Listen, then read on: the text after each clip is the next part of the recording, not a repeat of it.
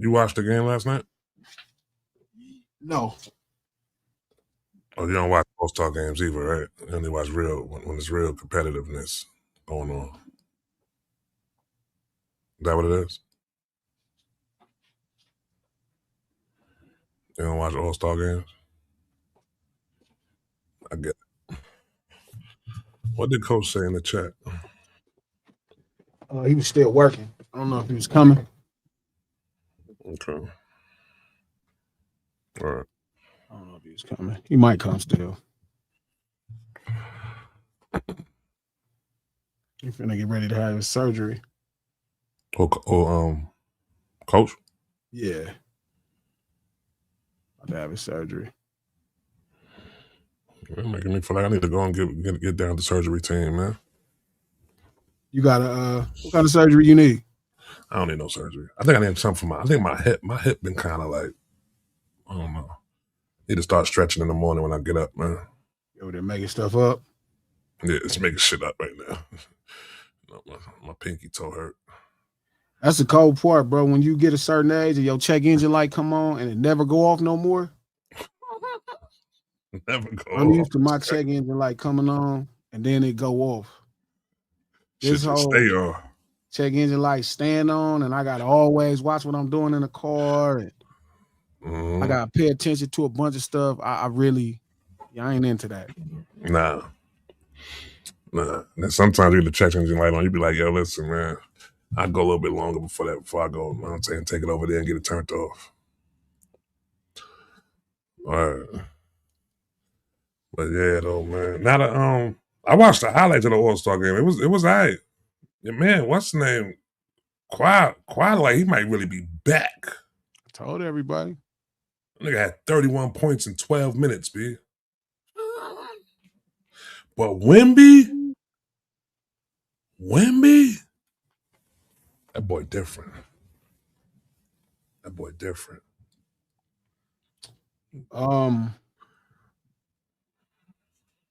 Some things on my mind that I didn't write a note to talk about it. Oh, okay.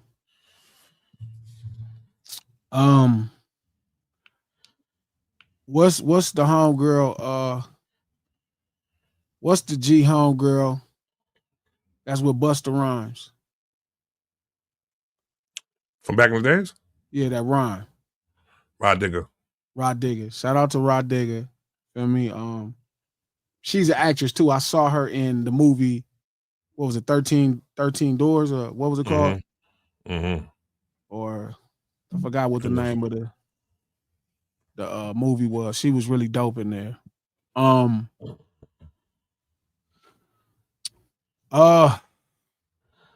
She was complaining about. Well, she wasn't quite complaining. She was saying that she felt like hip hop needed gatekeeping. There you go. 13 Ghosts. Shout out to Cuff Chick. 13 Ghosts.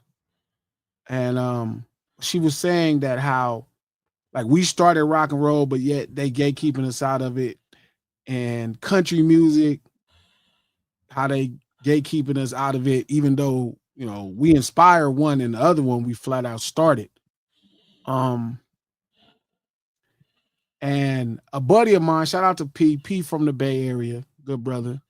We always had these really intelligent conversations. And P was saying, he was just complaining about it. And I noticed a lot of brothers complain about me gatekeeping hip hop. Definitely happy birthday to OG Kiki Loco. Definitely happy birthday to Happy birthday, OG. Ice-T birthday too? Yep, today is Ice-T birthday as well. Happy birthday to Happy birthday, OG. So now everybody knows that I have kind of taken on the responsibility of at least protecting hip hop. And my boy P was complaining. He was like, man, G, I just feel like, we're just excluding people. And I started to explain to him the difference between a cognac and a brandy, right? And most people don't know that all cognacs are brandies. Mm-hmm. right? Or as the brother said, cognacs. Nigga say cognac, whatever. Cognac, right? So I was asking him, did he know what separated a brandy from a cognac? And he said, well, I think it's the distilling process. It's the process. I said, no. I said, you could do the same process anywhere in the world. And he said, well, what separates it? I said, a cognac is separated. It's a brandy in the cognac from the cognac region of France. Done this way. Yep. Yeah. I said, now imagine E&J being upset that they can't call their product a cognac. He was like, well, do it really matter? You know, I mean, besides economically? And I said, well, I don't think economics is really the question, because you could charge what you want for a brandy, but you feel like a cognac has a higher value because they have kind of culturally isolated everybody else from the term. Shout out to Keenan, who makes a great point. All champagnes are sparkling wine. Too. It's the same thing. They're all sparkling wines. The only thing that makes a champagne is a sparkling wine made in the Champagne region of France. Yep. I just don't feel like I'm complaining because why is it the thing that we're trying to protect is the problem? You get what I'm saying? Why is the thing we're trying to protect is the problem? Why should everybody have access to our thing? Why should everybody have access to our thing, Trap? I mean, when they looking at it, they feel as if it's just it's goes into they feel like it's just an art form, and everybody should be able to have the abilities to demonstrate the way the art form looks like from where they come from. But everybody interested by what it look like where you come from. It don't taste the same as when it comes from cognac. It tastes the same. It could taste the same, but the thing is, everybody's had access to their. This became something that was only special because when the world was ignoring these people, right? This became their voice. This finally got their stories out there. Like Chuck D referenced rap music as the ghetto CNN, and it's funny because. Even we talked about it last week with Gene Simmons from Kiss. Even he understands hip hop is from the ghetto. Yeah. And it's so weird watching black folk. Shout out to black folk. And I don't mean just the whole diaspora, but I mean specifically black folk here in America.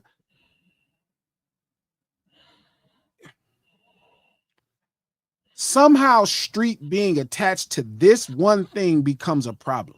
And I'm starting to notice that there is this really, no matter what they say, there is a racial undertone in every complaint and critique of hip hop.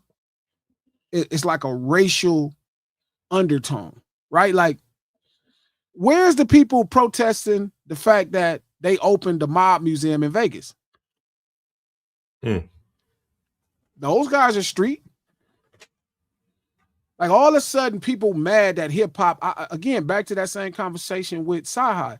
People are complaining that hip hop is the streets. And, well, hood and street is different. No, hood and street is not different. Oh, well, you know, you could be a hood nigga, not a street nigga. What the fuck is that? A bum. You get what I'm saying? Like, everything else great about the streets, we don't have no complaint about it until it's something that's involving poor black people from right here. Poor black people. That's the only time we start to complain. When poor black people represent something, we don't complain about street foods. We don't go protest the local vendor that's selling food outside on the corner, the street foods. We don't go protest the street skaters when they're skating in some places they have no business being. Anything street, we don't protest it until it comes to things that are poor black people's street. I'm listening to somebody on Twitter try to argue against a point, and they like, well, no, Glasses is different because, you know, the streets, you know, da. And I'm like, hip hop is not street. I'm like, bro, they used to Yeah. They used to And you do do graffiti and run from the police, bro. Like, and that's why I was asking you. Like, if you look at the film Beat Street, like the police is chasing them throughout the movie. Mm-hmm. The police is chasing them throughout the film. Right? That's a fact. That's a fact. Like the mob museums, westerns, which is all about outlaws, the Al Capone films, the Godfathers, the blood in, blood out, all everything else is not no thing until the brothers get it. Until the brothers get it. It could be because we found that's what made hip hop so dope though, because we really found something that we made it from nothing to something, and we all, you know what I'm saying, like we came from the bottom and made this shit into the biggest genre music right now. You know what I'm saying? So they're gonna try to paint it, you know what I'm saying, in no way. They didn't come from it came right from there. It came right from them people who didn't have no music schools, who didn't have no, you know what I'm saying, no dance classes and shit like that. You know what I'm saying? Like that off that it came from the good, it came from the streets. And we made it into something. They can't believe that shit. We turned the fucking pig intestines into a gourmet meal. You know what I'm saying? Everybody want to try out. You know what I mean? So it just happens like that. They can't believe that shit because they haven't done nothing like that with anything. But it bothers me when it's other black people, and that's why I'm so protective. Because it's like, bro, you can leave this for poor black folk that come from this place. Like, you don't have to have access to it just because you like it or just because you seen that it gave somebody else value. You never needed this to create value in your life. Like there's a population of people that don't need this. We needed hip hop, Trap. We need hip hop. Like when the world was not giving us access and even going through stuff now. Shout out to everybody that came to the first dinner table. Again, Sunday dinner got put off. I got a little sick. Forgive me. I will make it up to y'all. Y'all know I'm notoriously great at it. And I'm about to work 3 times as hard to make sure y'all have all kind of great content. But it's only complaint about it when poor black people, it's like they gotta have this too, bro. That shit is frustrating. They gotta have this too. Like we don't complain when we can't make a black mafia. We don't complain about that. Shout out to Reggie. Glasses, can a person be born and raised in the hood and not participate in street type activities? Have you ever jumped the gate to go play basketball? When they lock up the gates at the school, did you ever go jump a fence? That's what street basketball comes from. Like, do you understand, like, growing up where we grow up at, how many things we do that street? I always tell Trapping them this, like, and it's hard because they come from New York. They come from the mecca of this thing. But I'm like, I'm really doubling and tripling down on the things that make street street. Street don't just mean the worst crimes in the world. Street is how we live because the world is not necessarily fair to us. Exactly. Shout out to No Cuz. You ever hopped a train? That's street. They ain't got no trains to hop out there in the wilderness. They definitely got trains out here. People that got on the bus and listen, man. I think y'all reserving street for things that you kind of have labeled heinous. Yeah. And I think that's why we're in this thing. Like when you hop the gate to go play basketball, that's street. When you pop the water plug on a hot summer day in the ghetto, that's street. That, like, do y'all get it? Like, it don't just mean, I get it. You just think of a gangbanger who's hitting somebody, who's just tripping on an old lady or stealing her pearls, whatever silly shit you make up in your fucking mind. It's fine. But popping the water plug on a summer day Feel me? That's street in the ghetto. Going to a park, stealing the electricity so people can dance to the music, that's street. Exactly, King. That is street, Smokey. That's the problem. Y'all don't think of it as street. They don't pop the water plug in the suburb. They go to the local pool. Are you talking about doing a fire hydrant? Yes. Okay, cool.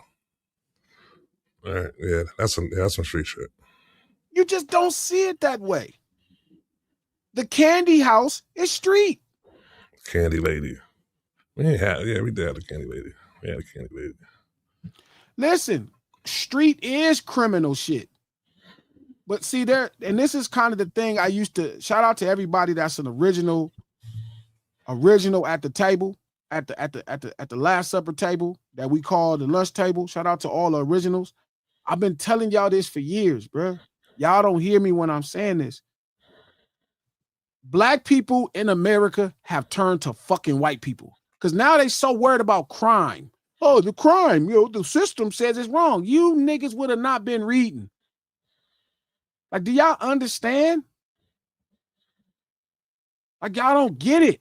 You keep trying to align yourself with a system who has made it their business. All of their laws are about keeping you in place.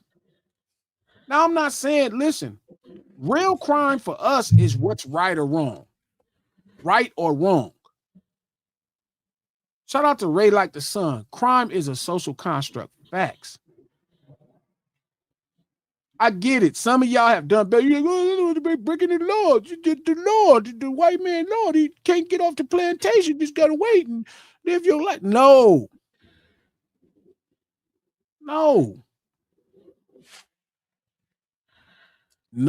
So again,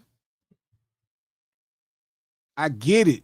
Yes, street is crime, but crime based off of where we at is different. I said it before, man. Streets is where you at. Crime is what you do, man. That's what it is.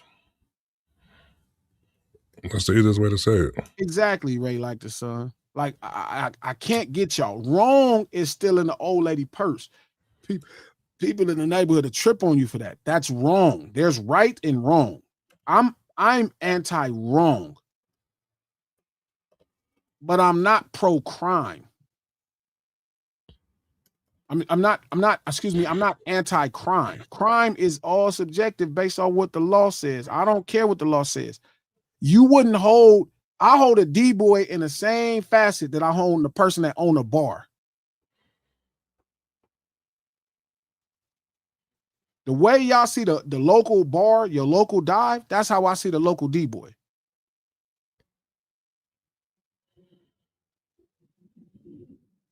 That's how I see the local cigarette man selling tobacco at the liquor store. They the same person. The same thing to me.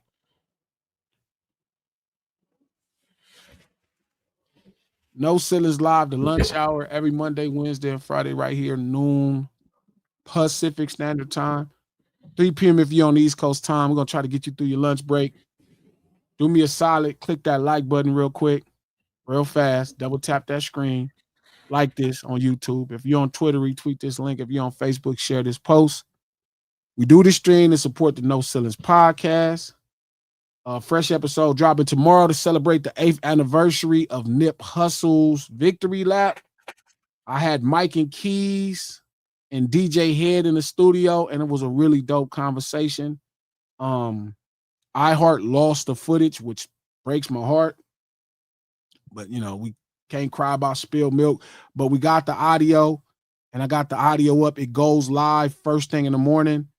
Listen to a lot of the stuff behind the scenes on that album with Mike and Keys, who produced it. It's really dope. It's got a chance to really reflect on my homeboy, man, and have some really dope thoughts about what it was like working on it and working with him and the type of people, how we arrived in the business. It's really dope. So make sure y'all check it out. Again, conversations about Victory Lap goes up tomorrow on the No Ceilings podcast feed. Head over and subscribe to the No Ceilings podcast feed on Apple Podcasts, iHeart Podcasts, or anywhere you get your podcasts from. No Ceilings Podcast, executive produced by Charlemagne the God, the Black Effect Podcast Network, and iHeart. We're going to get this thing cracking. We sponsored by Meals by Manny. Meals by Manny.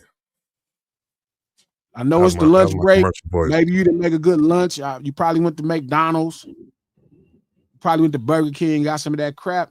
Stop doing that. If you want to lose weight or gain weight for 2026 and beyond, head over to mealsbymanny.com, MANNIE.com, and get your meals. Manny gonna get you right.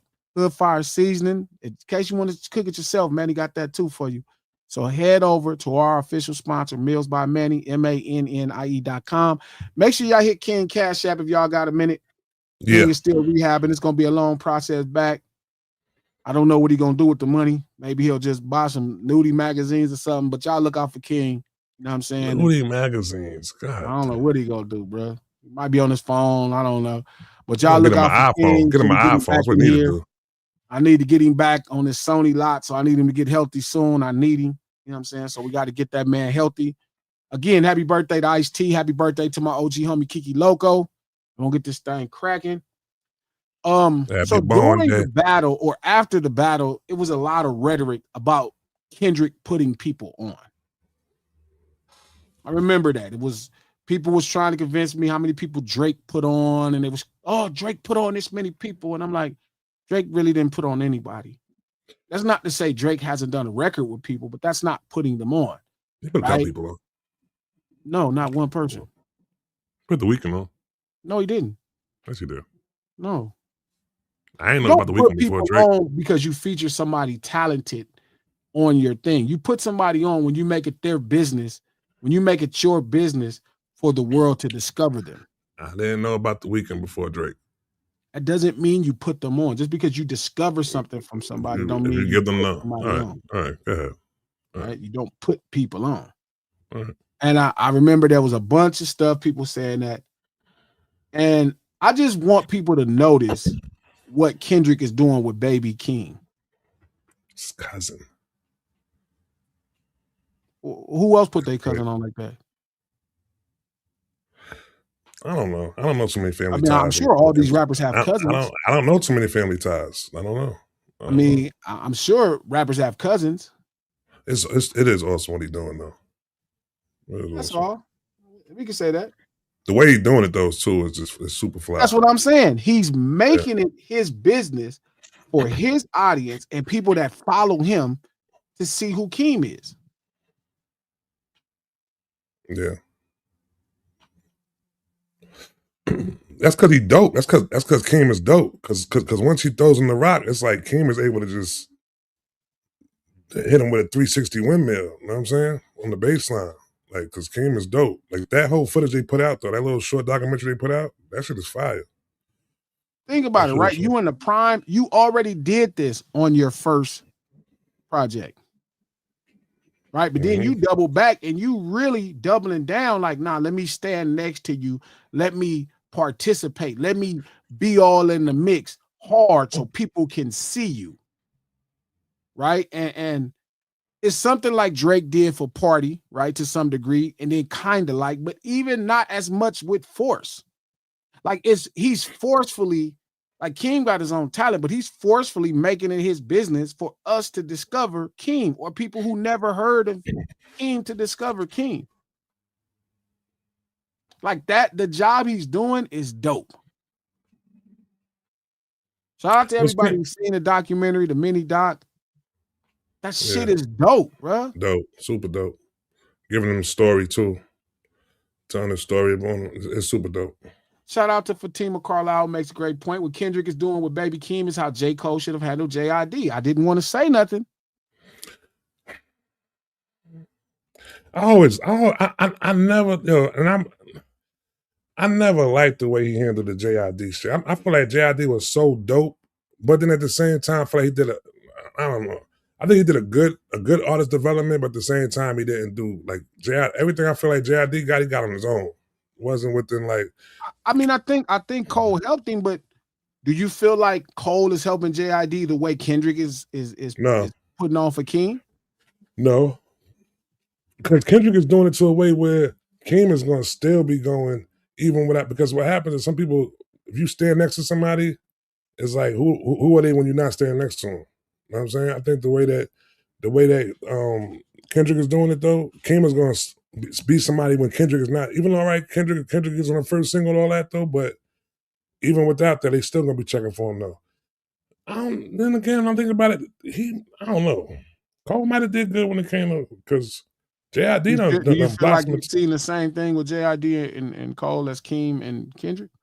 I think you're saying it different. I think it's different, Do you feel like you see as much work? Do you feel like you see him putting his own personal brand involved? No. JID don't you don't see no sprinkle of Cole anywhere within JID cloth or anything like that. Like nothing. Like for the most part, it done came to the point where you don't even feel like Cole is even associated with JID anyway. So his fans don't really trickle over there like that, like the way it is for Kendrick right now. Kendrick And and I'm King. only asking you because you're a real JID fan. Like I Yeah, don't, I'm yeah, not like I yeah. know I'm he's a dope, but JID I fan. haven't really Yeah. got into him. But I'm saying you've seen it, and you're seeing what Dot is doing with King. You seen what Drake did with Party. Nah, Cole not doing that. That's all I'm saying. But is it a But I bad thing remember though? people had a lot of critique for people had a lot of critique for people had a lot of critique for Kendrick about how he puts on for artists. And I'm like, you see it all the way through, and I'm watching him do it, and I just, man, it reminds me of how Top used to do things, and you know how like vested he is. Even right now in this part of the thing, and it's even when we say it's like, oh, it's his cousin. It's like I ain't never seen nobody do nothing for nobody in the industry like this. That was their cousin or their brother. Maybe the closest is like what Hit Boy did for his dad. Like I think, you know what I mean? And it just makes me smile, bro. Like that dude is still very much somebody that's vested in what he's doing.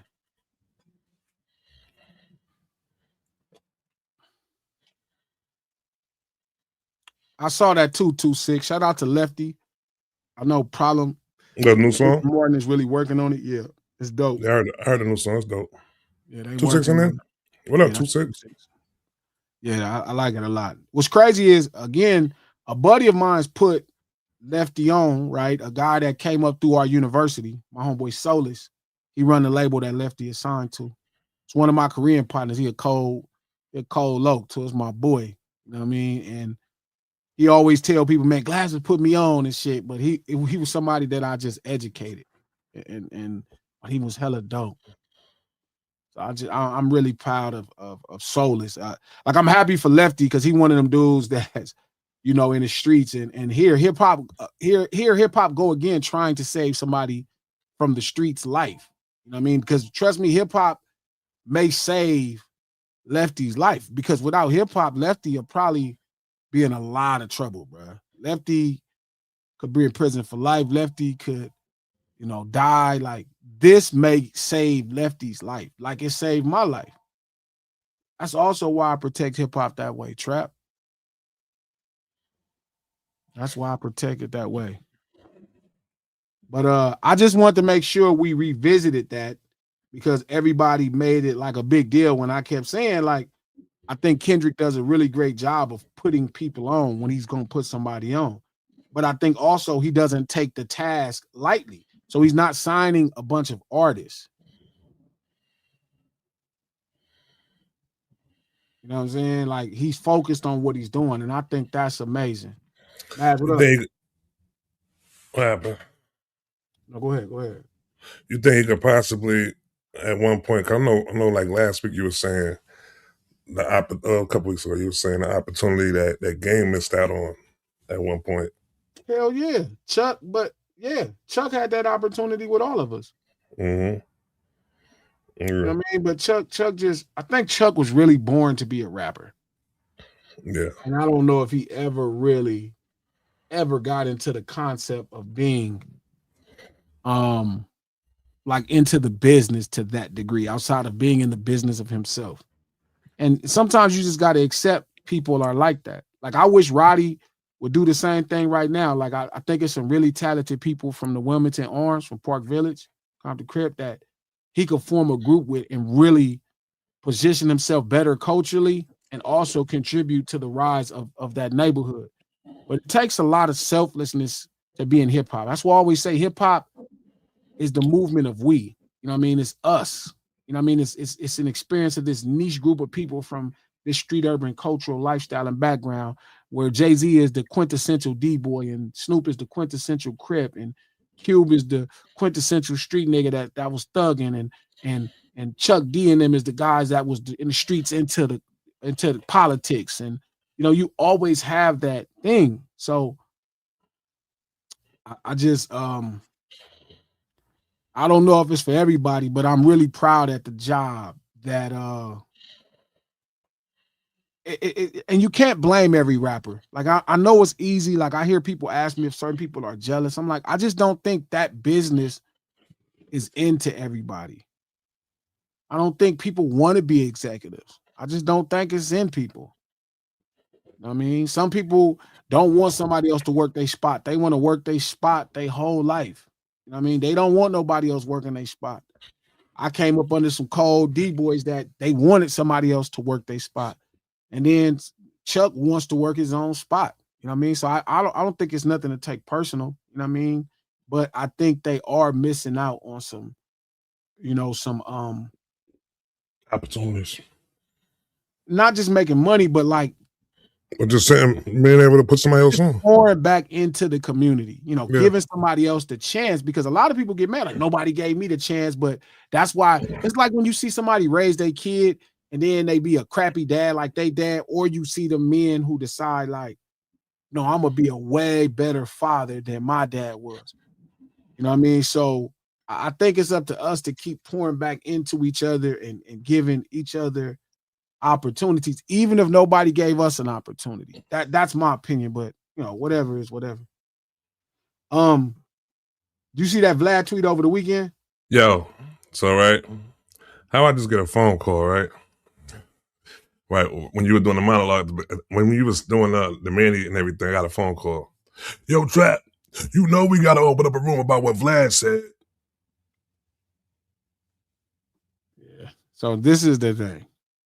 So What? Vlad tweets, DJ Vlad tweets, I have a confession. Rock Nation has been paying me to support Megan. They also paid off all the jury members to convict Tory. And they bribed the judge too. Jay-Z did a verse for his grandson's new album. They paid off Megan's doctor to lie about the bullet fragments. She was never shot. The LA police are all on Jay's payroll. And it doesn't stop with LA, but you're not ready to hear that part. The Mexican guy who stabbed Tory, who do you think paid him to do that? You already know the answer to that. The 3 Supreme Court judges who denied Tory's appeal all paid off by Rock Mafia. Jay also paid Trump not to pardon Tory. Even though it's a state case, Trump can only pardon federal cases.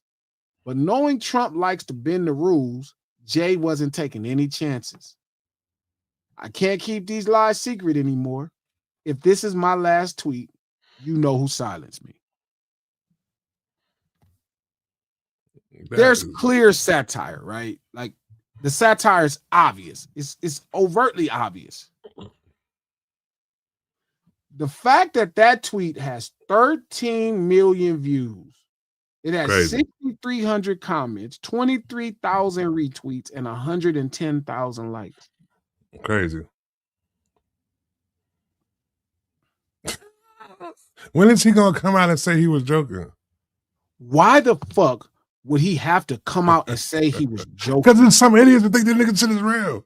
It's somebody that calls my phone and goes, yo, Trap, yo, we gotta do a room about that shit that Vlad said. It's obvious. Jay also paid Trump not to pardon Tory. Even though it's a state case, Trump can only pardon federal cases. But knowing Trump likes to bend the rules, the satire is obvious.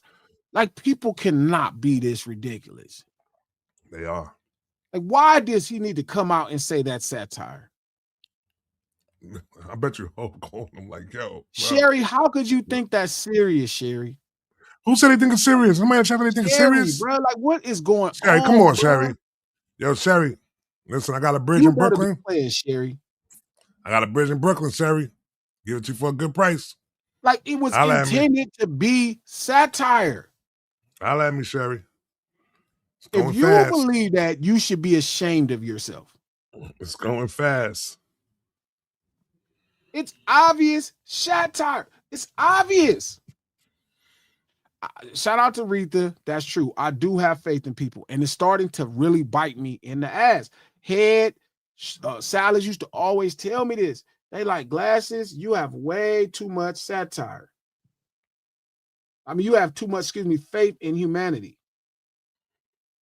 I'm like, how can I have too much faith in humanity? Like, it's humanity. Sun coming through here crazy.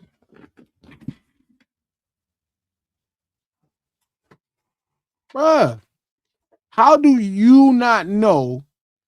But K-Way, it cannot just be gullible. It can't just be gullible, bro. That's obvious satire. That's like reading a comic and saying, hey, this is real.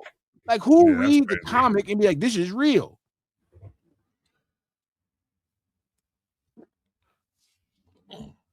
People, yo, I'm telling you, I got a phone call right then. For believing satire. I should have told him to call in. B. She really called me and said, yo, we got to do a room about what Vlad said, Trap. I'm telling you. You seen that shit? I said, bro, I'm doing a live stream right now, bro. I holla at you. What the fuck is you talking about? Did I see it? Bro, this is I'm so embarrassed for humanity. The fact that he needed to go out and say this was not real. Shout out to Amber Knights. Fact, it was really obvious. It's just, and then I realized I sometimes be going back and forth with motherfuckers that think that's real. You're gonna be in the room trying to explain it to them, though. You're gonna be in there trying to explain. Hey, y'all know this shit is satire, right? No, I'll explain satire, but I'm not trying to explain that. If I have to explain to you why that's satire, we shouldn't be talking. Not to that capacity. Like, we should be talking about colors or pictures. We shouldn't be talking about words. Vlad is wild for that, man. Because he knew the weakness in the human mind. They're gonna think that shit was real. What happened was, he said, I'm seeing, this is something he had tweeted before that. He said, I'm seeing news reports that Kelsey's bodyguard came forward and said that Kelsey shot Megan, not Tory Lanez. The only problem is that Kelsey's bodyguard wasn't actually bodyguarding her the night of the shooting. His testimony is based on conversations he claimed he heard. 98% of appeals fall through. This isn't going to overturn Tory's conviction. If this were actually true, Tory should have taken a stand and said it. Also, the story doesn't match up with the jail call of Tory apologizing to Kelsey. You're an idiot if you think that someone sitting in jail is going to apologize to the person who put them there. And why would the shooter even do a jail call with the person who's being charged with their crime? And again, he said, this is old news from last May. So when he said that, and I know what it feels like, because it is this weird group of people online that don't understand some simple things about what's going on with Tory Lanez. Bro, that case was so easy to convict on. Like, it's not about if Tory shot Megan. He wasn't being charged with shooting Megan. Like, bro, I get it. I get we get clips, but you got to read if you're going to be that committed emotionally to something. You have to read. If you're going to be like emotionally committed, you have to read the details, not just the sideways conversation, not just look at podcasts around a topic. Go look to the official report of what's being said.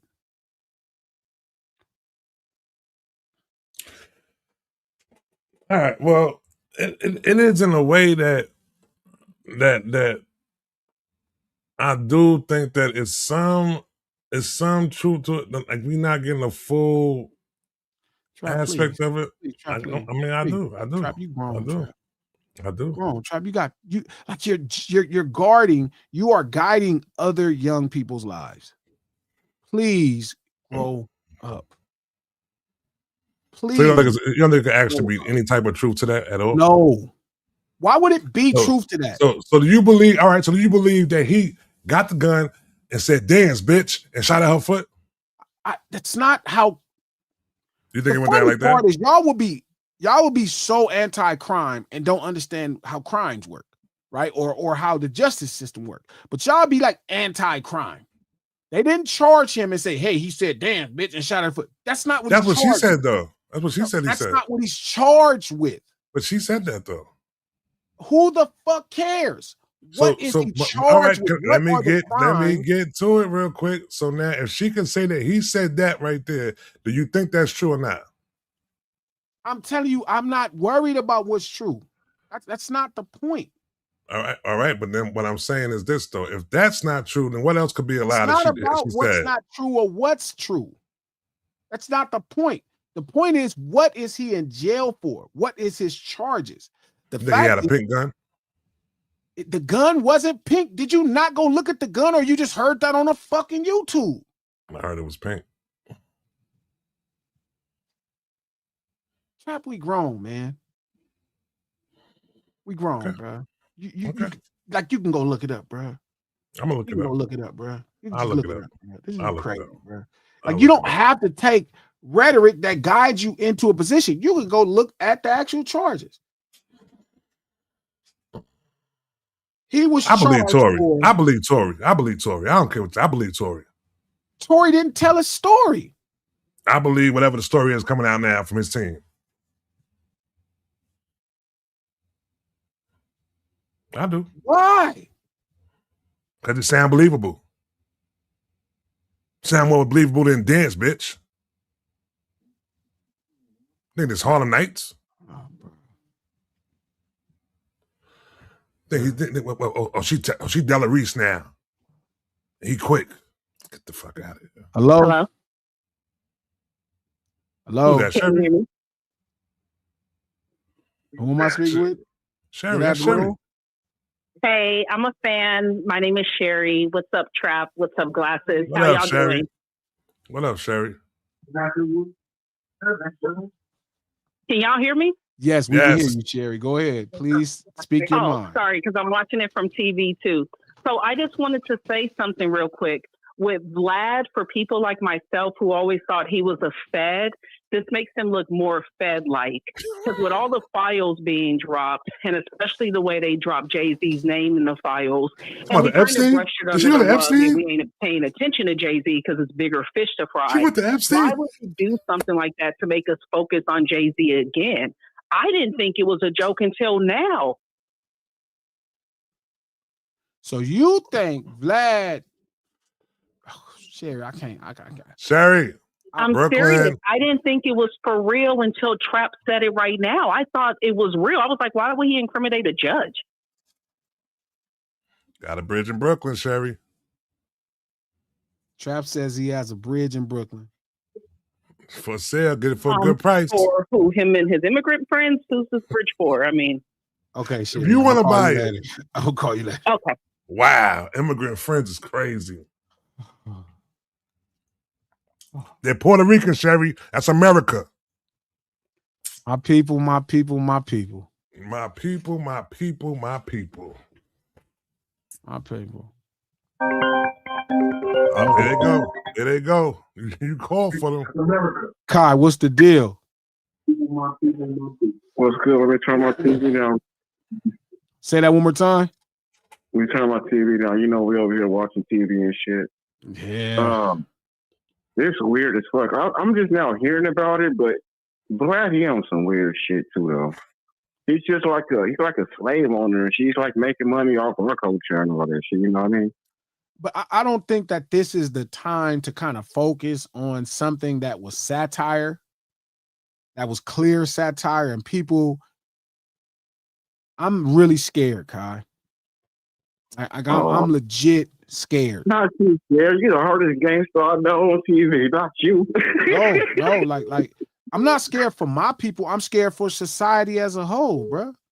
Yeah, I feel you. But no, I mean, see, that's why I don't even look at Vlad no more and shit. You know what I mean? Because he's just on some just weird shit. Just we don't even know what these motherfuckers is on nowadays. Let me grab this, Kyle. I got you.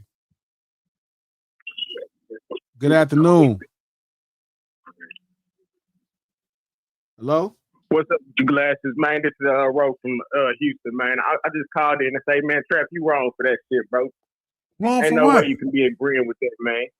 Yeah, Wrong he said for you what? wrong for Wrong. trying to agree with that silly shit. What am I wrong for? With the Tory what, shit. For what, Tory? Ain't Oh, no listen, way you man. can. You just saying you believe. It sounds more believable. If I tell you, just like you said you was about to sell that woman a bridge in Brooklyn, she thought that shit was believable. All right, I'm gone, man. Bro, much love, homie. Yeah. Trap, listen. Yeah. Bro. Okay. Do you understand? So Tory Lanez was convicted of having a loaded unregistered firearm in a vehicle. That's his vehicle. Gross negligence in discharging a firearm. And then assault with a semi-automatic handgun. That means you discharged a firearm and somebody got hurt because you discharged a firearm. Okay, let me ask you a question, right? So the story goes like this, from what they said. Shorty was getting whipped out by Megan. Let's stop She talking about ran. that. Let's stop talking. Let's not do that, because Why does she need immunity for? that's not, again, that's a legal strategy. That's not important. Focus on the charges. I am. The charges are you have a gun in the car. There's 3 witnesses that said they saw you discharge a firearm. Who's the 3 witnesses? It doesn't matter. It does matter. No, it doesn't. Because if one of the witnesses was actually the person that shot the gun, though. That means that's just one of 3. Okay, and the other one was the one that got shot. The other one was her best friend. No, it's 3 that saw you discharge a firearm. It's not, they didn't charge him with attempted murder. Who was the third one? Who was the third one? Trap, they didn't charge him with attempted murder. They said, what about? They said they saw him discharge a firearm. Somebody got hurt when he discharged a firearm. They pulled him over and found a gun in his car, in his car. So the only thing I think about is this right here, right? So listen, Trap, they're not charging him, right? They're not charging him, Trap, for shooting anyone. They're saying, hey, Charging with shooting the gun. Here's the crimes. We pulled you over and we found a gun in the truck. This is your truck. 2, we have 3 people that said they saw you discharge a firearm. That's the charges he's fighting. Minus all of the ridiculous theories of why, here are the charges. Good afternoon. Hey, what up, Glasses? What's the deal, dog? Who am I speaking with? Yeah. My name's Patrick, man. Big fan, bro. Been listening to your music for years, bro. Man, I appreciate that, brother. What's on your mind? Hey, look, it amazes me that people have this device in their hand that they post lies with that gives them the same capability to prove or disprove that lie. Say that one more time. Saying got devices It's in their amazing hand. to me that people have a device in their hand that they go online and post with that they could also use to prove or disprove what they post, but they don't take time to do that. But I mean, what we talking about, the Vlad thing? No, yeah, I'm talking about anything. People, yeah, especially the Vlad thing, you could tell that was satire from the beginning. Yeah, once he said it was clear about the judges, yeah, it was clear. And it's frightening that people, they just are so gullible now. That's crazy to me. It's a different day, brother. I got you, man. I appreciate it, homie. Let me move through these calls. Yes, Much sir. love, Yes, sir. I appreciate the support too. Much love. You're right, man. Good afternoon. Glasses was good, man. What's up? Who am I speaking with? This is Jamal. We spoke before. I called in. I can't even remember. It was a couple of months ago. What's up, Maul? What's on your line, man? What's on your mind? So I just wanted to let you know, yeah, you do have a little bit too much. You give humanity too much credit, man. And I hate to say it. I'm an educator. I teach 7th grade, right? Yeah. And I just got back into the education system. I was out for a minute, but I'm on social media so often and just realize how much people lack understanding or the ability to actually read with context.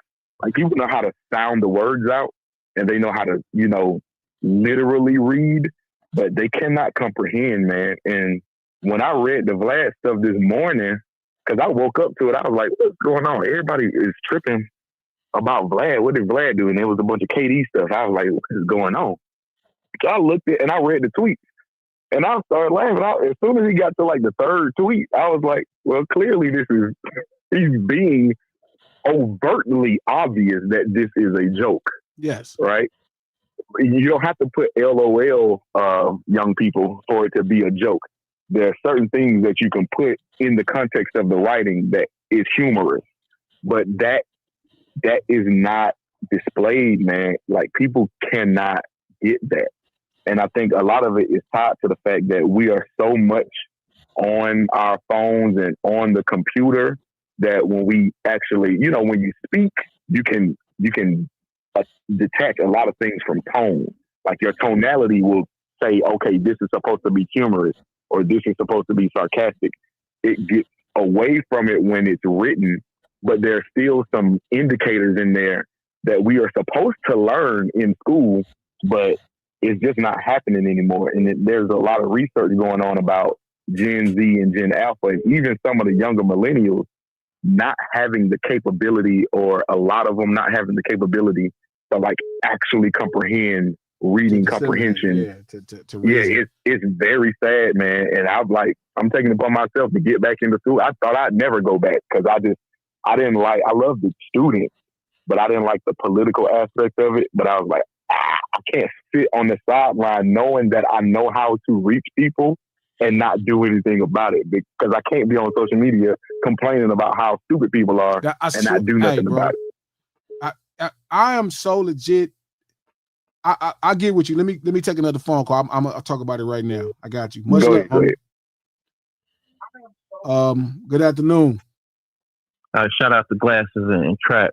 What's up? And the timing. What's the deal, dog? What's that? Man, killer, man. It's Caleb from the Midwest. It's just the timing of the whole thing, with all the files that came out. These people that did this, people that his name, Jay-Z name involved with all this. To me, I thought he was going to come out and say somebody hacked this account. That's what I was waiting on, but he actually got on another, a big time streamer, I ain't going to say his name, and actually went through the content and verified that, it was legit from him. But why now? If this been happened, this is the homie got locked up a while ago. Why come out now? Why you think the timing is, Glasses? Believes it. He believes it. He believes it. Right. He believes it. Okay. Can't hear you. He believes it. Okay. So Vlad doesn't mean what he's saying. You see? Mm-hmm. You see, this is what Glasses does. That's what Glasses does. He's gonna try. Hold on. Let me gather my thoughts. Forgive me.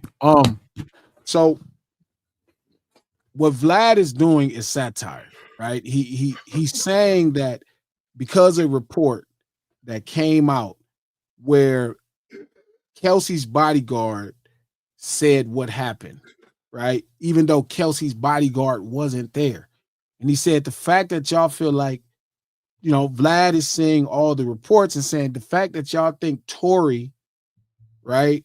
The fact that Tory is going to get out with this, even though this bodyguard wasn't there, y'all will believe anything. So following, he went and made, I think the proper terminology is satirical, but it's just a satire. The tweet rooted in satire saying that these things happen, even though some of the things are conflicting ideologies. They're contradicting each other. So the tweet itself is satire. You feel me? It's not like real. Can he get sued for that? No, because it's like outrageously satire. Like it's intended to be, it's so ridiculous that it's not to be believed.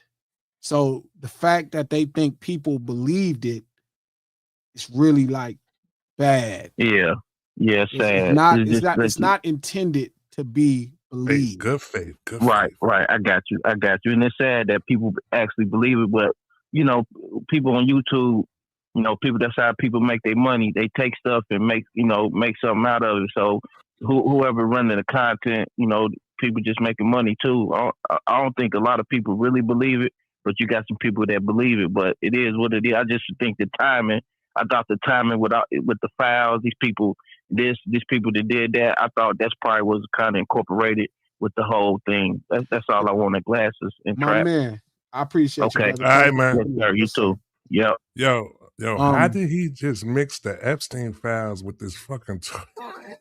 No, because it's okay.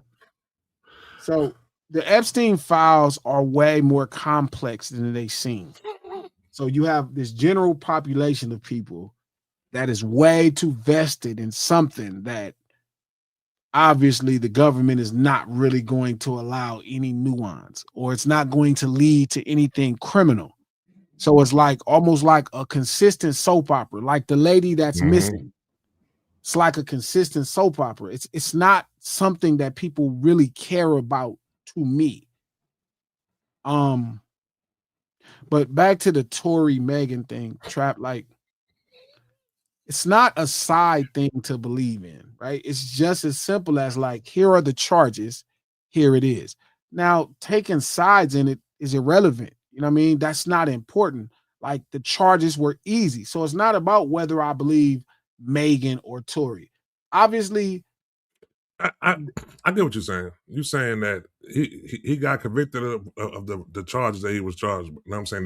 That he committed, the crimes that he committed. At least that was saying, here's the evidence, right? Here's the evidence. This is your truck.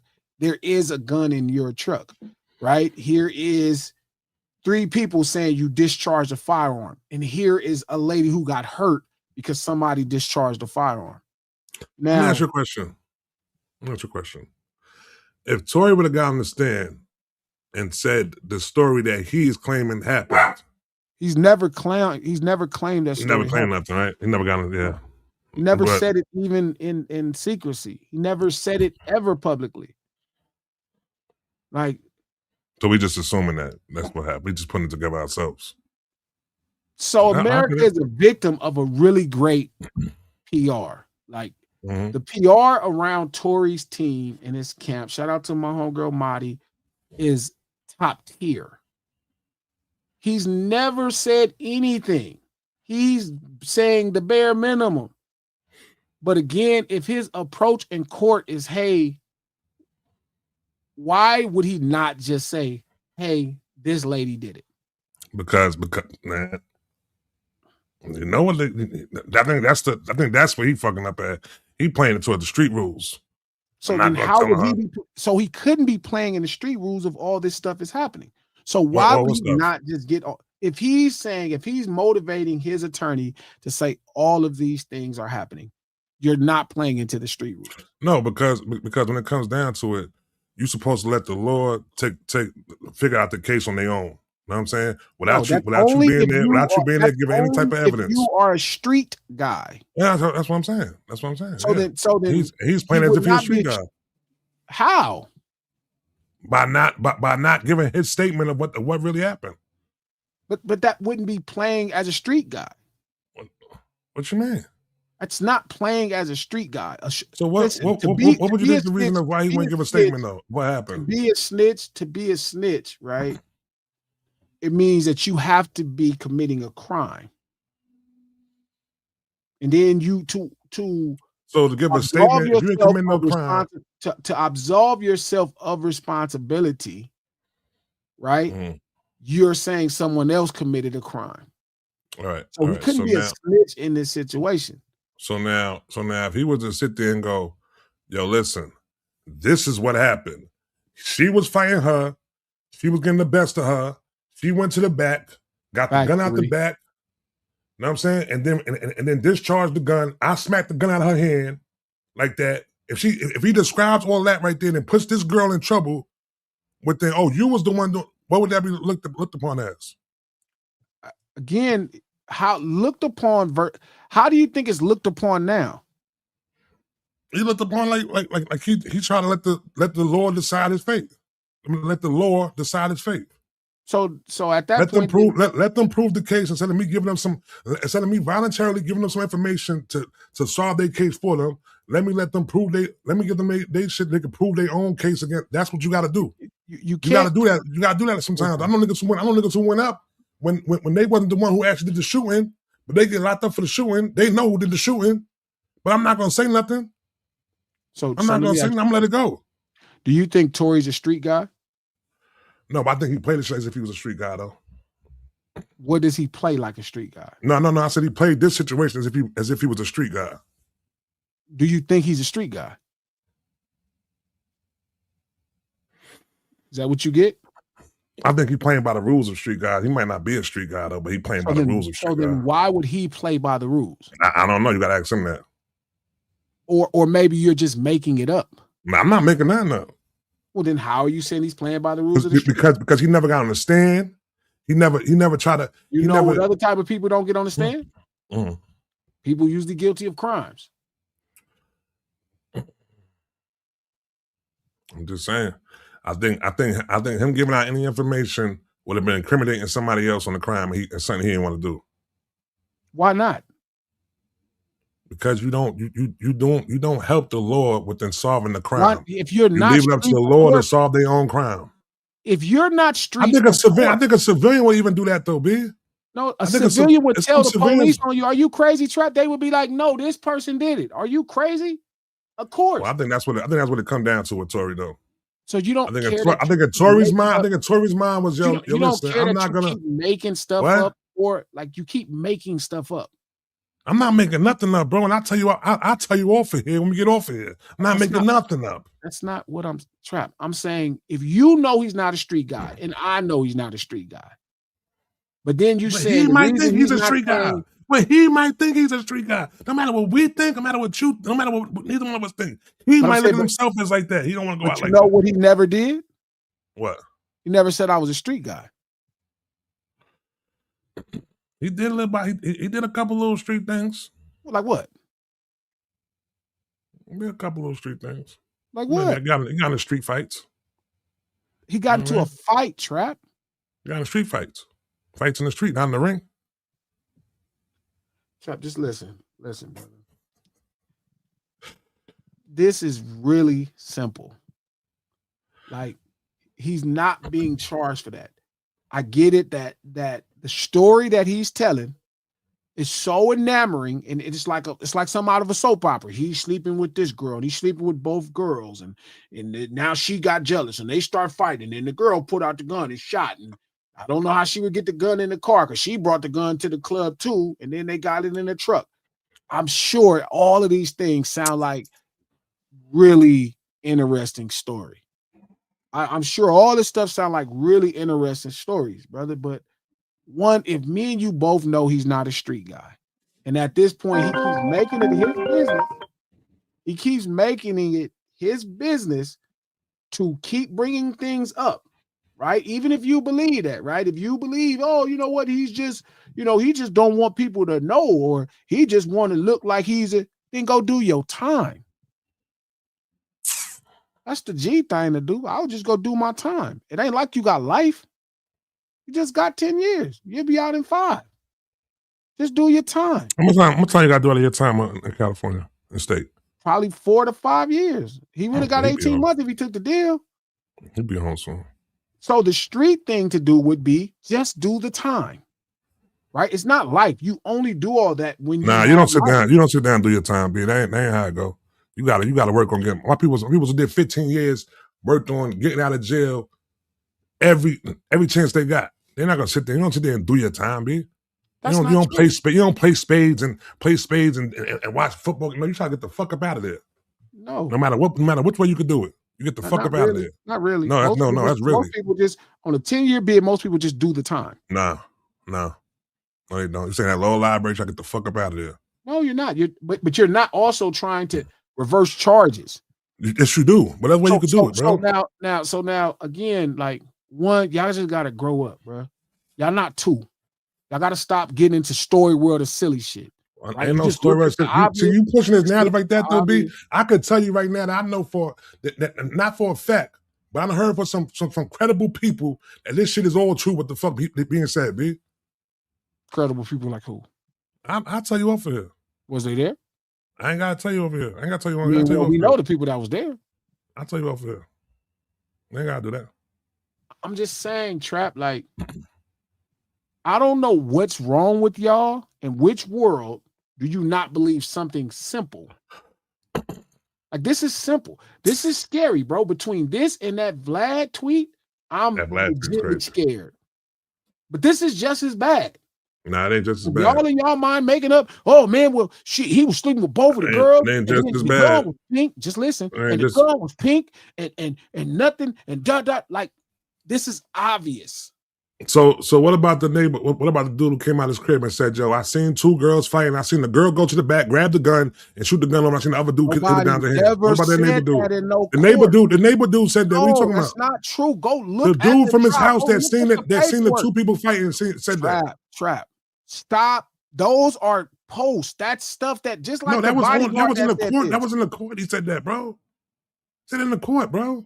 No, he did not say that in the court. Right, I'm gonna show you right now. Okay, cool. Hold on. But now you got people up here thinking I'm just saying shit right now. Cause you are. One thing I don't do is just say shit, bro. I don't just say shit. The gun is pink. No, that's what was said. Hold on. Yeah, go on. Oh, man. This is frightening, bro. Okay. And the crazy thing is that these people in these chats right there look at you as if I'm the one over here saying some crazy shit right there, but it can't be the other way around. That you just believe in some shit that ain't true. You believe in it for the fact that the Lord. So you believe. Hold on. Let me ask you a question. Do you believe the Lord? Anything the Lord said that somebody did, they did? The law hasn't said anything. Do you believe anything the Lord convicts somebody of something? Is that always is that person always guilty? Okay, Trap. Was it not their truck that he was in? All right, you ain't gonna answer the question. Because that's not how it works, right? Like, they present evidence, right, to support these charges, right? So if we're in your truck and they find a gun, this is your truck. All right. You riding with your homie. Your homie got the joint on him. It's your car. You get pulled over. It's your gun, huh? That's how it works. If they charge that's how it works, right? And then what happened? And what happened? And do you tell the police show? Do you tell the police show this is my homie gun?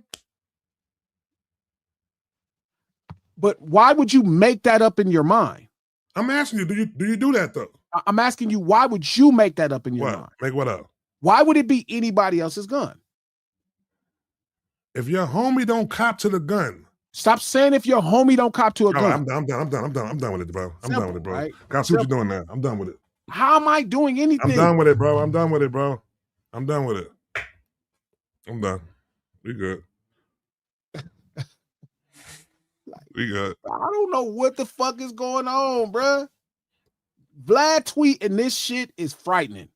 It is. Y'all have made up in y'all mind this soap opera of a story when the charges are simple.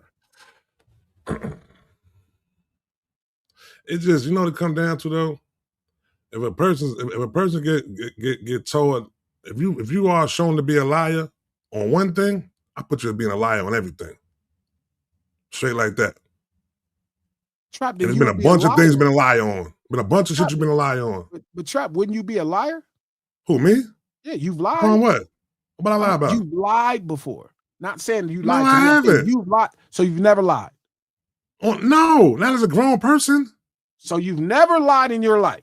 As a grown man? Listen, my father once told me, listen, God rest in paradise right now, that you only lie when you're ashamed of the truth, bro. And since I became a grown man, I don't lie as a grown man. I don't lie as a grown man.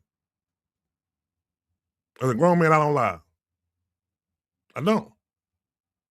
I don't lie to my lady. I don't lie, B. Nothing. I'm not ashamed of the truth. I'm not gonna lie. Let me see your face real quick. What you shaking your head about? You lie? Since you can put me on being a liar, do you lie? Yes, Trap. I've lied as an adult. Do you know? Do you know of Yo. anything that I lied about? Hold on. Good afternoon. right. What's going on? What's good? This is Part T. I've had enough of this, Glasses. Now, I had to come into the gig, but I had to walk outside just to get at you. Glasses, academics is the one spreading all this propaganda. Academics is the one spreading all this propaganda. The things Trap was saying is the things they've been saying.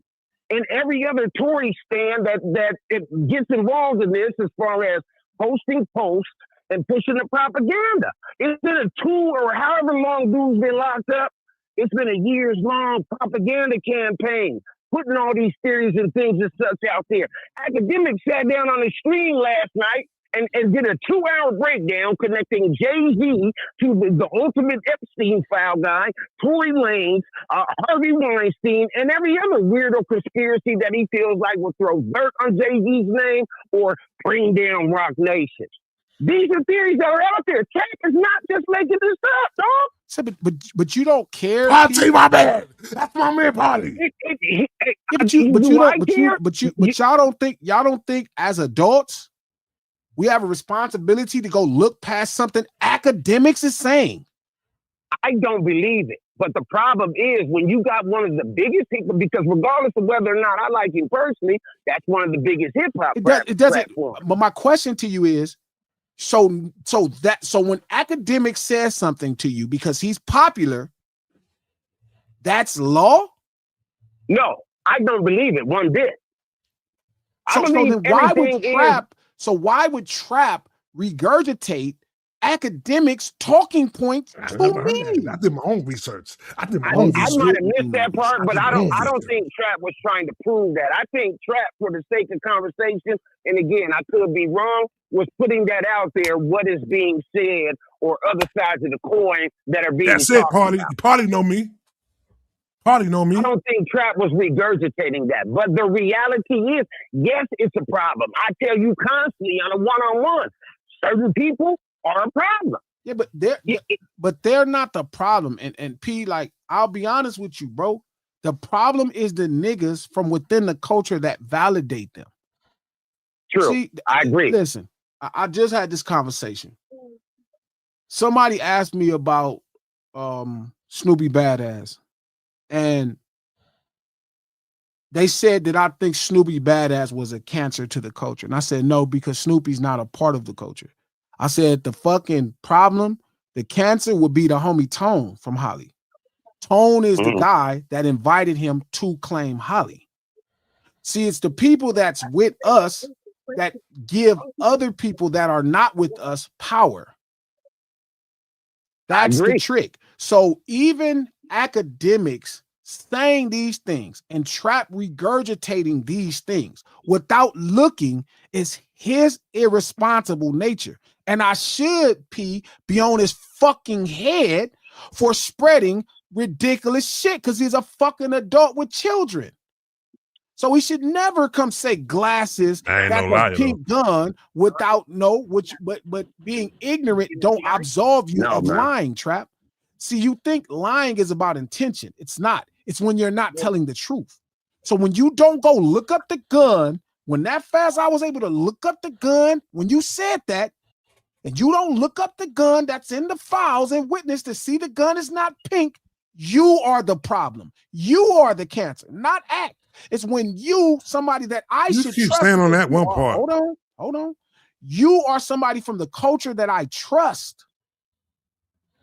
And you don't go do your fucking homework just to have a situation because you think Megan is a liar. That's the problem. The problem, P, is he thinks Megan is a liar because she talked about who she didn't sleep with and who she didn't sleep with. So Trap like, well, she was lying about she told nigga dance, bitch. He didn't say that. I think that Megan represents a certain archetype of a certain type of woman that a lot of guys look at in a certain type of negative way.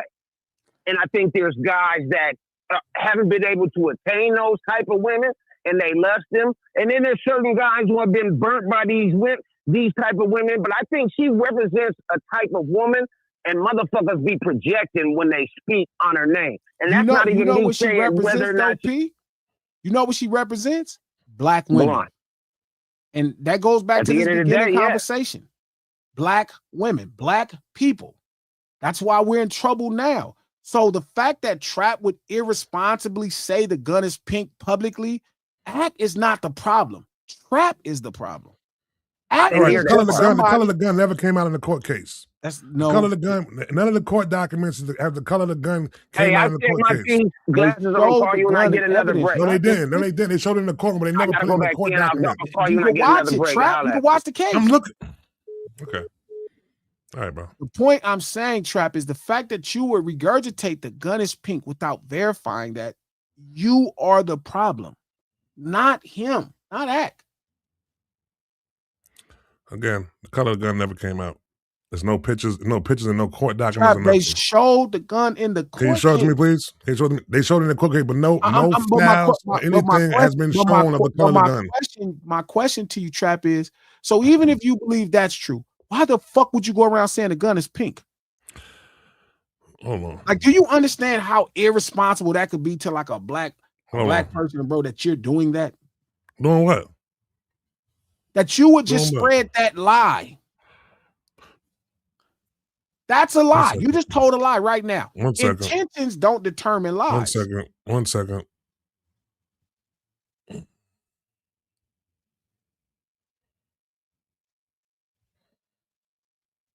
Go ahead. Continue on. I'm just saying, Trap. This is crazy. Jesus Christ.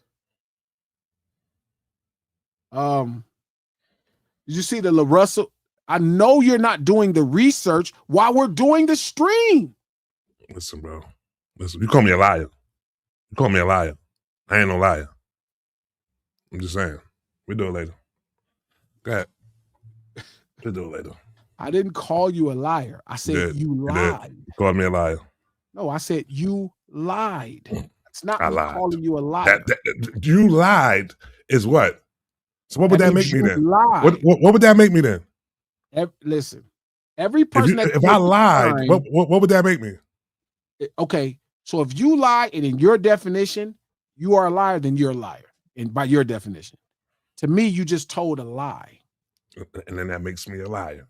No, that don't work that way to me. It's again, like you think a lie is about intent, but I don't want to argue. The basketball, basketball player? I think what happens is I think you don't want to believe Megan because you feel like she lied about who she slept with. That's what you just said. That's what you just said. I like to get the. All right, let's move on. Lil Russell. That's what you just said. Lil Russell, Lil Wayne. What's up? Let's go. Let's go. Lil Russell, Lil Wayne. What's up? Did you see the whole clip? Nah, I only seen that short clip of it. Was it something else he said before that little minute and 4 seconds they showed? Did he say anything leading up to it? That because it seemed like he was shitting on Wayne though, from what I seen. You know what? Let's look at the whole thing. Let's look at the whole thing. Let's look at the whole thing. So I will say this. Shout out to LaRussell. Shout out to young homie. LaRussell was doing a podcast and he explained he had a take on Lil Wayne. And he was saying, I don't want to confuse his words. Shout out to Toon, because Toon has been under the gauntlet really tough over the last few years. Y'all know I have definitely a soft spot in my heart for Wayne. Here is the whole conversation right here. Let me pull it up. It's like 8 minutes, so hopefully we can just get through it without all the shenanigans. See, the clip I seen was real short. Let me get this thing going. Jesus Christ, Trap. Fuck. I can't believe you, brother. You got the whole LT just going crazy on me right now, too. That shit is crazy. Bro, you are tripping. Yo, trappers, y'all got to step up, trappers. trap Ain't no part such of thing. the LT. I gotta step up. They're going crazy on me. For you way before all of that. Hold One on, of my let me- earliest memories is my sister. My sister used to have an affinity for writing. I never knew how to write songs. What was your introduction to Wayne? Could like Here we go. express myself And tell a share story. what I'm feeling. Mhm. That changed everything for me. Well, punchline, I didn't know that I could like. I've been using it wrong. Right. Like, I was just writing punch. Hold on. It opened my entire world up because I finally was able to write songs. Mhm. Yep, and I just really grew like a Hold on, love here for we go. writing. When I finally was able to write songs about my life, Mhm. it opened my entire world up because I was like, oh, I've been That's using it. it wrong. Right. Like, I was just writing punchline. I didn't know that I could like express myself And tell a share story. what I'm feeling. Mhm. That changed everything for me. What was your Okay. introduction to Wayne? Man, that's tough. That's it. Mine was Back That Ass Up. 9-9. Oh to yeah, yeah, 2000. of course. Wow, But wow, that's wow, the wow. so there's two introductions to that- Wayne. yeah. There's an introduction to Wayne that's through culture and your parents that you Mhm. have no merit in. Right. And then there's an introduction when you get to like dive. And mine's I think it was like the Drought 2. I remember specifically and what was the damn Hold song? on. Come on. Get It to was it. something on the Drought 2. My partner had an iPod. He was like one of the first people I knew with a laptop and an iPod, and he just was like, listen to this. And that was like my reintroduction to like, man, dedication mixtapes, the droughts. Like I just got No immersed. ceilings. Man, The this Drought was 2? pre no ceilings. Yeah. I Yeah. mean, the Carter, The Carter Carter. 1 and Carter 2 were amazing. Oh, this is Yeah. I think this the I think homie that was podcast like too. my Like Father, Like reintroduction. Son, the Birdman album is kind of amazing. Yeah. I'm glad we're like That's positively big. talking about Lil Wayne because our last guest shat on Lil Wayne so hard. Man, And I take Our Wayne ex- slander yeah. personal. Like I love Wayne He's about so to do it. much, but I understand how someone could be like, man, this isn't the Wayne that like I remember. Right. You know? No, but he was saying, let me tell you what happened. He was saying that he hated him Oh, they set whole him up. career. I couldn't believe it. Yeah, You know what? I I had was to so ask confused. him. I But said, let was it, it old Wayne or new Wayne? He like all of Wayne. Hilarious. Fuck Wayne. Yeah, There's a lot of Who things he said it? said. he said a lot. We won't. He He said a lot. We won't They repeat Who got was it it? going. Our Our ex-nephew. ex-nephew. hey, I don't even he know. has his own truth. Yeah. I gotta He respect was. it. He had a Yeah. He's- conviction. yeah. He had a You know, conviction. So I was respect like, it. I had a moment in my journey where I had grew a disdain. Okay. That's what happens, man. They line him up for that. Well, They do the oop off the backboard for him. They do the oop off the backboard. Don't get that. Don't get this All-Star definitely Weekend. if everybody is shitting on Wayne, it's probably not the time to shit on Wayne. Yeah. And that's why I could come across kind of fucked up. Like Mhm. they pretty much shout out to Vic. Go get it. Go get it. Fuck. You took that shit off the backboard. Come here, give me Hold that. on. It's All-Star Weekend. For Wayne, just because Hold on. I started a moment in my journey where I had grew a disdain for Wayne, just because I started listening to everything. Like I started maturing as a human, and I'm like, damn, this nigga wasn't talking about nothing for a long time. And I like, think that's you. what I his asked him argument about that. was. you know, like as someone who like grew up in these communities Right. and grew up with homies who I seen want to be bloods because they following Wayne and want to be gangster and want to shoot all the gun bar and shit. Right. Like I've seen the negative that he contributed to the community, and I had to look like, man, what are the songs where he really talked about something and gave? And out of a 1,000-song catalog, you know, it's minute on this end. It's like Georgia Bush. And Right. that do bother you. Man, Tie My Hands. That's One what of I the was greatest gonna say. records Tie that- My Hands right? is the only one I And can that think of. and that's the thing. It's like if I hug you once, but I slap the shit out you 1,000 times, you know, your affinity for me is going. You're probably gonna remember me for Right. this. And a lot of people don't. You know, as I mature, a lot of my old favorite artists, I'm now like, damn. Yeah. Like I love you because I learned how to rap to you, but when you look at the contribution, it's like, man. But he was also a kid. Yeah, Wayne this was is a true. kid. Yeah. He was like 14, 15 when he came Man, out. a kid. So all right.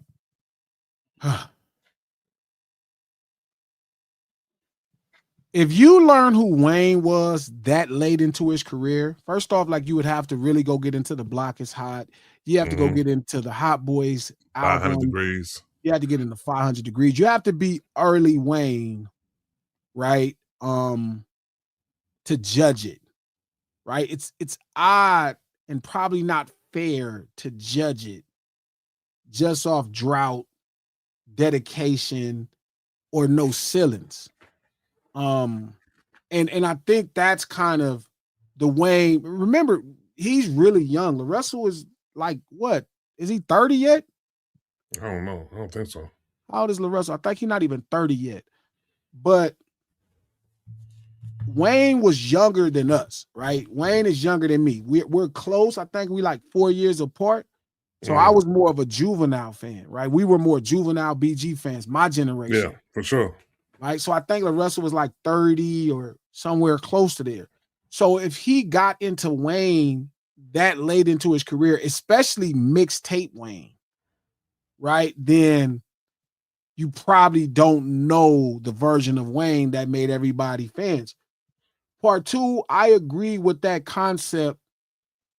Remember, Wayne got into the business when he was like 16, 17 years old, right? So he's only really working on 16 to 17 years of life experience and how he's living since he's been a successful millionaire. I don't think it's about him being wrong saying something, but here's what comes with critiquing an artist that has tons of fans, right? Like tons of fans. Like, right? If you, what's funny is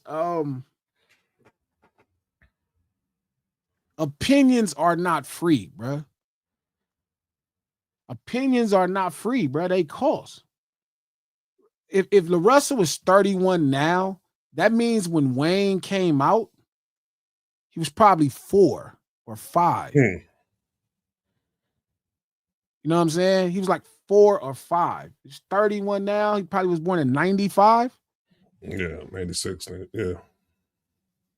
85. Yep. So I think, but this what comes with that opinion. And you got to be okay with making your opinion, homie. Like, you got to be, Russ, you got to be solid with that, dog. You got to be okay with niggas feeling how they feel.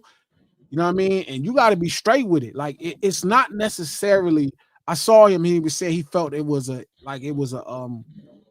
because people declare war on Jay-Z because they were mentioning Jay-Z in the title. And it's like, nah, people don't quite know you yet. So they're trying to get their blogs looks by saying, this is a guy Jay-Z signed and look what he has to say about Lil Wayne. That's traditional virality. You know what I mean? It's just standard. That's going to work. It's not necessarily about, you know what I'm saying, like people being upset at you or anybody. Yes, anybody can call in. The number is at the bottom of the screen. So, you know, the thing is having an opinion publicly, you know what I mean? Just stand with your opinion. Like, you don't have to like curve it. And I think, because again, it's not about whether I think he was trying to insult him. This Lil Wayne had one of the greatest careers ever in hip hop history. Good afternoon. What up, Glasses? It's Jamal again, man. I had to call back in on the LaRussell Lil Wayne conversation. My man, Maul. Look, man, I've been on Lil Wayne since probably 1997 when that first Hot Boys dropped, and then 400 Degrees. My thing with Lil Wayne, so I don't think LaRussell said anything incredulous or incredibly wrong. It's just, you know, the internet is going to flame you if they disagree with you. But I think LaRussell will be fine. But I think what he was saying, because he did mention, he even brought up one of the songs that Lil Wayne does have with some substance in it and was talking about how amazing it was in the midst of criticizing it. He was just saying the weight of it when you measure how much contribution to substance or nothingness, especially when, like, in his latter years, so I would say like from 2016, Lil Wayne started going on this he would be in interviews and he would say, "Oh, I don't know why we need Black Lives Matter." That turned a lot of people off. You know what I'm saying? Because I heard his verse on Hollywood Divorce. I heard his verse on the Damian Marley Nas album. He was saying some shit. Even a lot of people bring up Georgia Bush. Lil Wayne is not slow. He's not stupid. He's not too drugged out to have brain cells. None of all of that.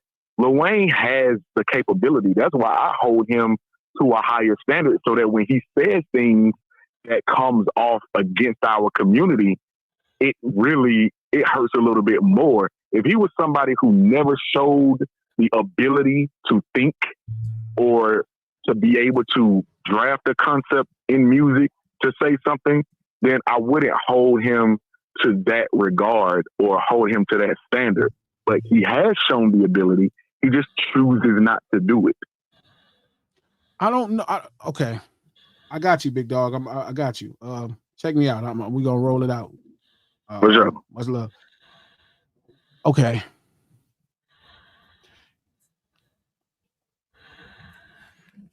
So, do I think so? I've always looked at Wayne different, right? And Wayne is a little kid. He's a child star. We don't see him that way, right? But he's a child star. I think it's almost when you do a lot of songs, it's very hard to have 1,000 songs of substance, right? I think I've said this to a buddy of mine. A buddy of mine was saying, "Man, I wish Kendrick put out more music." And I'm like, well, Kendrick anchors himself when he feels there's something to talk about, right? And that's kind of how hip hop used to be, right? You would anchor yourself when you put out an album with something, you had something to talk about. Jay-Z came and revolutionized the business. And I was explaining this to Trap the other day, where Jay-Z was the first artist that I remember dropping songs every year, every year. He dropped Reasonable Doubt in 96. He dropped Volume 1 in 97. He dropped Volume 2 in 98. He dropped Volume 3 in 99. He dropped La Familia in 2000. He dropped Blueprint in 2001. He dropped Blueprint 2 in 2002. Right? He dropped Black Album in 2003. Good afternoon. Hey y'all, this is Tracy from Florida. Hey now. Hey.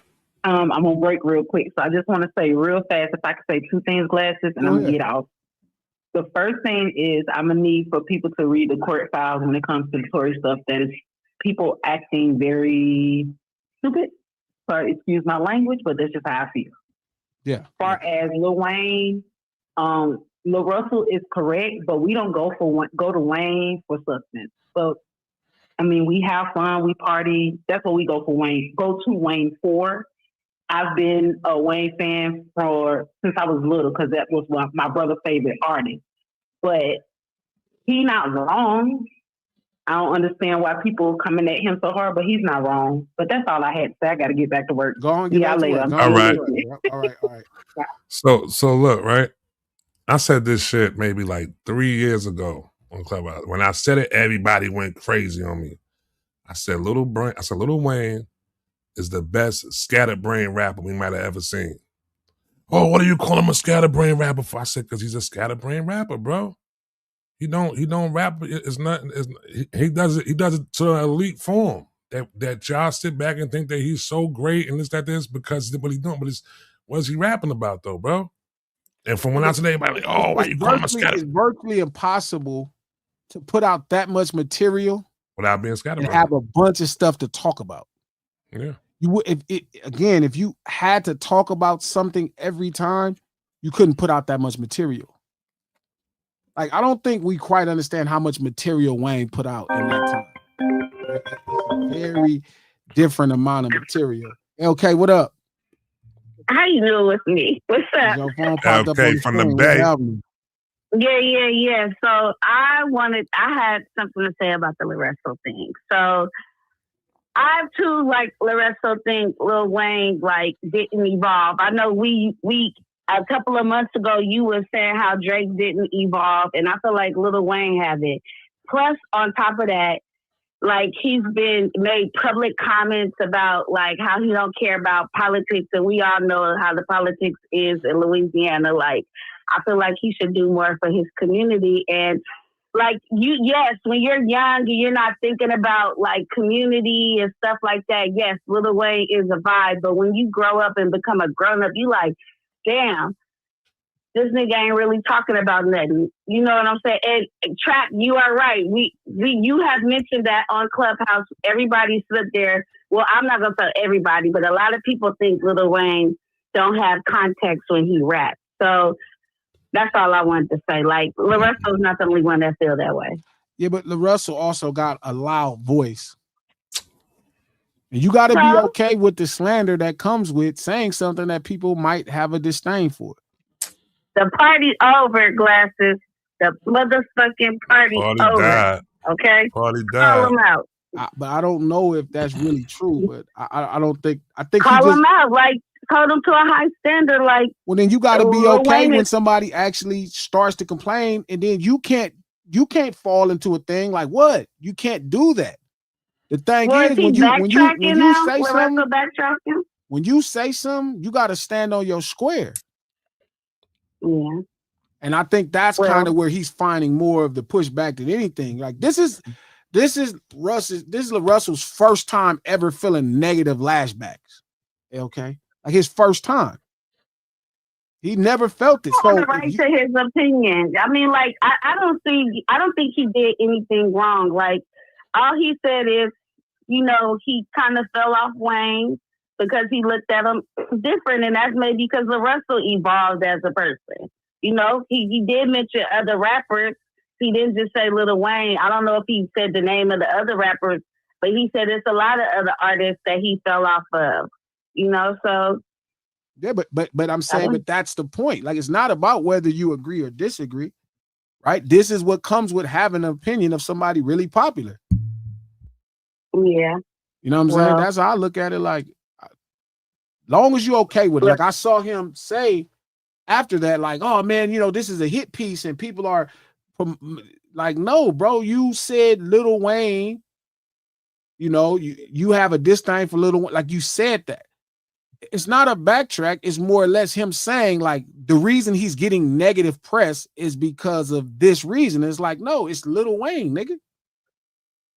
You know what I'm saying? Well, I don't know. I feel like he said what a lot of people think out loud, and I feel like that came up when people were saying, "Oh, you know, do we want to hear him at the Super Bowl?" Like, all this shit came up. So, like I said, LaRussell said what a lot of people was thinking, but that's all. I just wanted to get my 2 cents on it. You know? All right, yeah, yep. All right. Yeah, you got to be okay with people not agreeing when you have an opinion. That's kind of the point of this platform. Feel me? Like, whatever. Like, you just got to kind of be like that. And that's what I would advise to him, because I saw something else where he was kind of feeling like people put out a hit piece or it was a finance campaign, because that does happen. He feel like as if he got caught up in the clip culture and they clipped that certain part of it, and it was like, and then somebody was financing the spread of it. But it's like, no, if you could connect Lil Wayne, Jay-Z into one thing, that's kind of a clickbait type of, that's a dream. Yeah. So, you know what I mean? It's like, whatever. Like, when you say that, you got to be okay with it. I'll call you Lil Russell. Don't worry about it, bro. I've been saying the same shit for years. You know what I'm saying? Remember, but I'm gonna advise you this. Remember, when your voice get big, it's different. I'm gonna say the same shit I've been saying. I ain't changing what I've been saying. Yeah, but I'm just saying, long as you know it's different. Yeah, you got to stand on it though. You got to stand on it though. As long as you know when it's different, you can't moonwalk about this one right here, Joe Jackson. You can't complain. It's over. You got to stand on that. Why you got that big ass coat on? Why you got a tank top on, man? It's a temperature. I guess you don't know the temperature on the camera. I guess I don't know. You look kind of hot though. I don't know if that was the goal that he was. You look kind of hot. I'm just saying, bro. Look, I don't know, man. I just think at the end of the day, I think you just got to be okay with what people, you know what I mean? Like, you got to be okay. Because again, we'll start to have a conversation about what do I think about what he said versus, to me, The real conversation is how things are spinning out after what he said. Anybody could say something. Feel me? Shout out to Lena. And it's like this is really where the conversation, Rod. This is where it's at. You focused on the backlash more than the message, G. A lot of people feel the same way. Well, because I think he's complaining about the message. You know what I'm saying? Like, and that's the thing, okay? We could talk about Drake, we could talk about Wayne. Those are bad comparatives. But again, when you talk about Drake, you got to be okay with it when you're on a public platform. You got to be okay with it. You know what I mean? And it's kind of seeming like a dog paddle now too, though. I think that's what Glasses must say, though, too. It's like it's becoming a cool thing to talk about Wayne. Like even when they started that whole conversation of, we had Homeboy here last week. He had some bad things to say about Wayne. Do you got bad things to say too? Let's dog paddle on Wayne right now. Yeah, and it's just the backlash. That's how it works. If you having a fucking opinion, it is. I just like I said, I saw some things that he was saying where he was walking and he was explaining it. And I'm like, nah, that's not quite what's happening to you. It's fucked up, but that's not quite what's happening to you. Well, can we say ain't no Wayne feature coming to him no time soon? Maybe. Maybe Wayne sit down with him. Yeah. Here goes a thing. This is what I'm talking about. Because I kind of got past. I really don't, I'm not one of the people that really, I don't know if I'm the right person for that. Good afternoon. What's good? This is Jim. Jim, what's going on? Hold on. Let me show Trap this piece. Hold on. Let me show him what I'm talking about. He called in before. Yeah, Jim called in. So here it is right here. I'm finna blow the whistle on the industry real quick. In the industry is two forms of marketing that's used heavily. It's seeding and it's clipping. Whenever you see academic, say cheese, rap, bars, etc., all posting the same thing around the same time with the same narrative, that's a seeding campaign. It means someone gave them a budget and some content and a narrative to spread to the world. And that's not, so while that is a marketing trick, that's not what happened to him. Now, that's to me what I'm responding about. Like, nigga, it's Lil Wayne. Yeah. So it's an SEO. It's an SEO. You just did a deal with Jay. Yeah. Anybody who is into that type of messy jargon, that's a layup. That's just like 1 p.m. on Sunday. Good money. That's good bread as soon as you post that. Go ahead, Jim. I'm sorry. No, yeah, I get what you're saying, G, it's about what happened after the backlash, and people focus too much on what he said. I definitely agree with you on that. But to go to what he said and what Trap is saying, I'm trying to figure out, like, when did everybody start believing that you had to say something? Like, that's what freestyle is. You're free of a style. You just say whatever comes to mind, which is how Wayne records, right?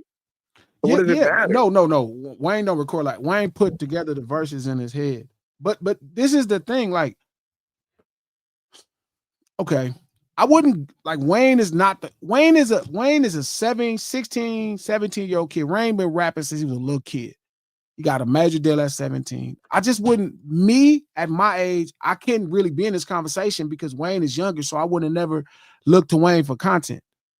Like, you know what I mean? I wouldn't have looked to Wayne, for substance. Like, Wayne was somebody that I realized early on that was putting out volume. Like, he was the first person putting out volume. You know what I'm saying? Yeah, he was putting out volume. Go ahead, like, Wayne's whole thing was a bunch of music at a high level, album, mixtape, bunch of rapping. So he's probably the person that I wouldn't have looked to for it. So, but I could imagine what it's like for somebody that's coming up at his age. So that's why I kind of don't really visit the concept of Wayne being so forth and so on. I realized that ain't necessarily what I would have went to him for anyway. Like, I'm a Scarface fan, so it's different. So I guess what I'm looking at is everything, Jim, around it now, because that really becomes the conversation. It's like, all right, one, welcome to the big leagues. That's first thing, right? Now you in the pros. Like, Like at first you were more of a content creator making rap records. You're a pro now. Like now, whatever you say is going to start mattering. You know what I mean, I used to tell Nip this, like, what you say matters a lot more now than ever before. In the neighborhood, on the blogs, everywhere. Like what you say right now matters more than any other time ever before. I used to tell Doc the same thing. When you say something, you better know what you're saying because it matter. And so I think like LaRussell was now in the big leagues. Like he a pro. And it's like, nigga, you just signed a J, nigga, and you said something about Wayne. Nigga, this is a content creator's wet dream. Right. And to me, like I'm looking at it like that's why I won't focus on the conversation, because that to me would be the disingenuous part. Like if I focus on his opinion of what he thought of Wayne or what Wayne does, Wayne is a bona fide first battle Hall of Famer, all-time greatest career, one of the 5 greatest careers ever in the history of hip hop. Right. Like his career is that great. Right. But again, it's like I wouldn't waste my time trying to. It's like arguing about what Kanye does. It's like arguing about like even what J. Cole does. Like I'm not going to argue with you. If I'm in, I'm in, or if I'm not, I'm not. They have already proven their greatness to me, and whatever people think is great about them, that's what y'all think. I'm not going to argue that. First ballot Hall of Famer, not just no legend like New Orleans Hall of Famer, like Jersey and the Rafters, like all of the above. You know what I mean? Like that shit is certain. Like that shit is da. So I don't get caught up in that. What the real conversation to me right now is this. Is where we at now. Hey, this is not seeding. They ain't spending no money. Like you are signed. You did a deal with Jay. Feel me? And right, you are talking about Lil Wayne. So are you basically saying he needs to be more mindful of what he's saying? I mean, I don't know if I'm giving him advice. I'm just saying, I guess what I'm saying is if I have to talk about it, right? Because when you're creating, right, and there's certain things that people come to me to hear, I have to figure out where the conversation would be, Jim, for me in it. Gotcha. Like my conversation wouldn't be in what I think of Wayne as a rapper. Like I'm not a Wayne fan. I'm a Juvie fan, you feel me? But I think for him as a fan of Wayne and him entering the big leagues now, you got to know this is what comes with it every time. If you say anything like I said something that me and Ross ain't talked since, feel me? You got to know what come with it. There's not no goalpost. I don't always talk about what somebody said as much as finding myself in the conversation. So it's not about what I think of the conversation. Like I get it that's kind of the approach that everybody have. Like, what do you think about what he said? I don't. I'm just telling you, as somebody who says something about rappers, this is what come with it at this level. You finna get this, finna be some shit. And just watching him have his first, public backlash, like you straight. You know what I mean? Like just be okay. Like fuck it. You know what I mean? You said what you said. That's my opinion. And you gotta be careful because there was this Gold Link. Remember Gold Link and the Mac Miller thing? Yeah. What happened to Gold Link? Yeah. You don't hear about him no more. Yeah, facts. My boy, I'm on you, Jim. Shout out to R. He said, what do you think on this Tank? I'll be honest, I don't listen to Wayne. I swear to God, Amber, like I know y'all think I'm being politically honest, but I don't listen to Wayne. I don't think y'all really notice how many people I don't listen to. I was signed to Wayne and I didn't listen to him. Here's another thing, right? I know that shit sound crazy. Glad you know that, nigga, you assigned to the same label. I don't listen to Wayne. The first whole Wayne album I ever heard was Carter 1. And then I heard Carter 3 because I was signed at the same time. I never listened to Carter 4. So you telling me you get featured some artists, you don't listen to their music? Yes. I was signed to his record label. What's going on? Good afternoon. Oh, I must be late. Hey, this is Anitra from San Francisco. Hey, Anitra, how you doing? Good. Just with the whole LaRussell thing. So I feel like he's gonna say more insensitive things as his trajectory in hip hop climbs up. Do you think he should get media training or like what? Because he's gonna say more dumb stuff. I mean, I think he'll be fine. He a really smart kid, man. That little dude, that dude 30, he's smart, he's sharp. And I'm watching him work his jail in the media now. I'm just making sure he understands this is not a seeding campaign. This was like you gave him a layup. You know what I mean? You gave him a layup. So you think he's wrong in thinking and trying to expose like what happened in the background? You don't think that really happened? I mean, I don't think that People were happened in this paid campaign. to Like, say, I think it's dope to expose seeding and different ideas, right? I think that's part of his brand, but that's not what happened right now. I'm I saying want you that full simply, that video. When you get a chance. I want you that You said full who? video. I want you that full video you just put up. I want you what else he was saying. I ain't see Okay, I'll it text yet. What do you say? no, he said he wanted to see he wanted to see the whole video. She ready to go off. Yeah, she ready to Don't go off on off. him. Don't go off on him. Yeah, Trap. Did you Come hear on, her? man. We need to have a conversation. Yeah, Did you man. hear her ready to We go gonna off? get, That we was gonna get trapped crazy. at the dinner table and really we gonna get trapped That at was the dinner crazy. and She get was about into to this. spaz on me just now. But let me run What through he this. say? I'm on you, Queen. What Thank he you for checking say? in. I got you. Gotcha. What he say? What She that about New to get York on boy your say? ass. No, listen. So I know y'all think this bad, but I swear to y'all, like, yeah, I don't know enough about Wayne music. I know. I get it. I know. I don't know enough about Toon music. Like, I never heard none of those mixtapes. I swear to God, Trap. Not one. Air on Olivia, bro. Air on Olivia, on my soul. believe I you. never heard not one of those mixtapes. I believe you. I swear to God, I never heard This is when I kind of. I'm not gonna do this right now with you, B. What? Because you don't indulge hip hop, bro. You don't indulge hip hop. You don't listen to you pick and choose what kind of hip hop you want to listen to, bro. Yes. And then you say, I talk about it off here, B. I'm not talking about it on here, bro. Yes, I'm not I gonna do don't that. listen to all hip hop. Charlamagne named this show No Ceilings. I've never heard a No Ceilings mixtape. I never heard that's crazy. What's it called? Devotion? I just Devotion. called it. Dedication. Dedication. I don't do that. I never heard a dedication mixtape. I never heard a The drought drought. mixtape. The drought. I never heard none of those mixtapes. Not like that, bro. It's not like I get it. I haven't. I just never have. So I can't really honor in the conversation. Lena, she said, look, this is the funny part. I'm story time with the LO. Cause listen, story time, Lena, because you put this. When I got signed to the label, y'all gotta realize, and shout out to Rob, because Rob could verify this. Everybody knew I wasn't in the tune. Like, I'm not a Lil Wayne fan. No, I never heard Sorry for the Wait. Right? Charlamagne named the show. So here's a real story. So when I signed the Cash Money, right, the first time I heard the Carter One is when I signed the Cash Money. I was like, okay, Wayne called me. Feel me? Shout out to the homie Terminator from the mob, my boy Turn, man, Eastside Turn. He was like, man, the homie finna check in with you. He finna check on you, make sure you straight. And Wayne called me. I'm like, damn, okay, cool. Damn, that was Wayne called me. That was solid. You know what I mean? Boom. All right. I'm like, I never heard Wayne tapes before this. I only heard Hot Boys, songs that he was on with them. So the first thing I ever listened to was Carter One. And I was like, man, this is really cool. I really like the Carter One. That was the first thing I ever heard from Wayne. So now as I'm signing Cash Money, I'm going to all of the video shoots for Like Father, Like Son. So I only heard a little bit of Carter 2 as they was it was out. And I'm like, whatever. Right? Cool.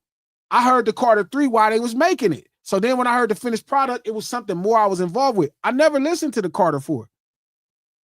I'm being honest. And I know y'all can laugh and talk shit, but I'm being honest. Like, I don't got a lot of y'all. I've only heard the whole Carter 1 and Carter 3.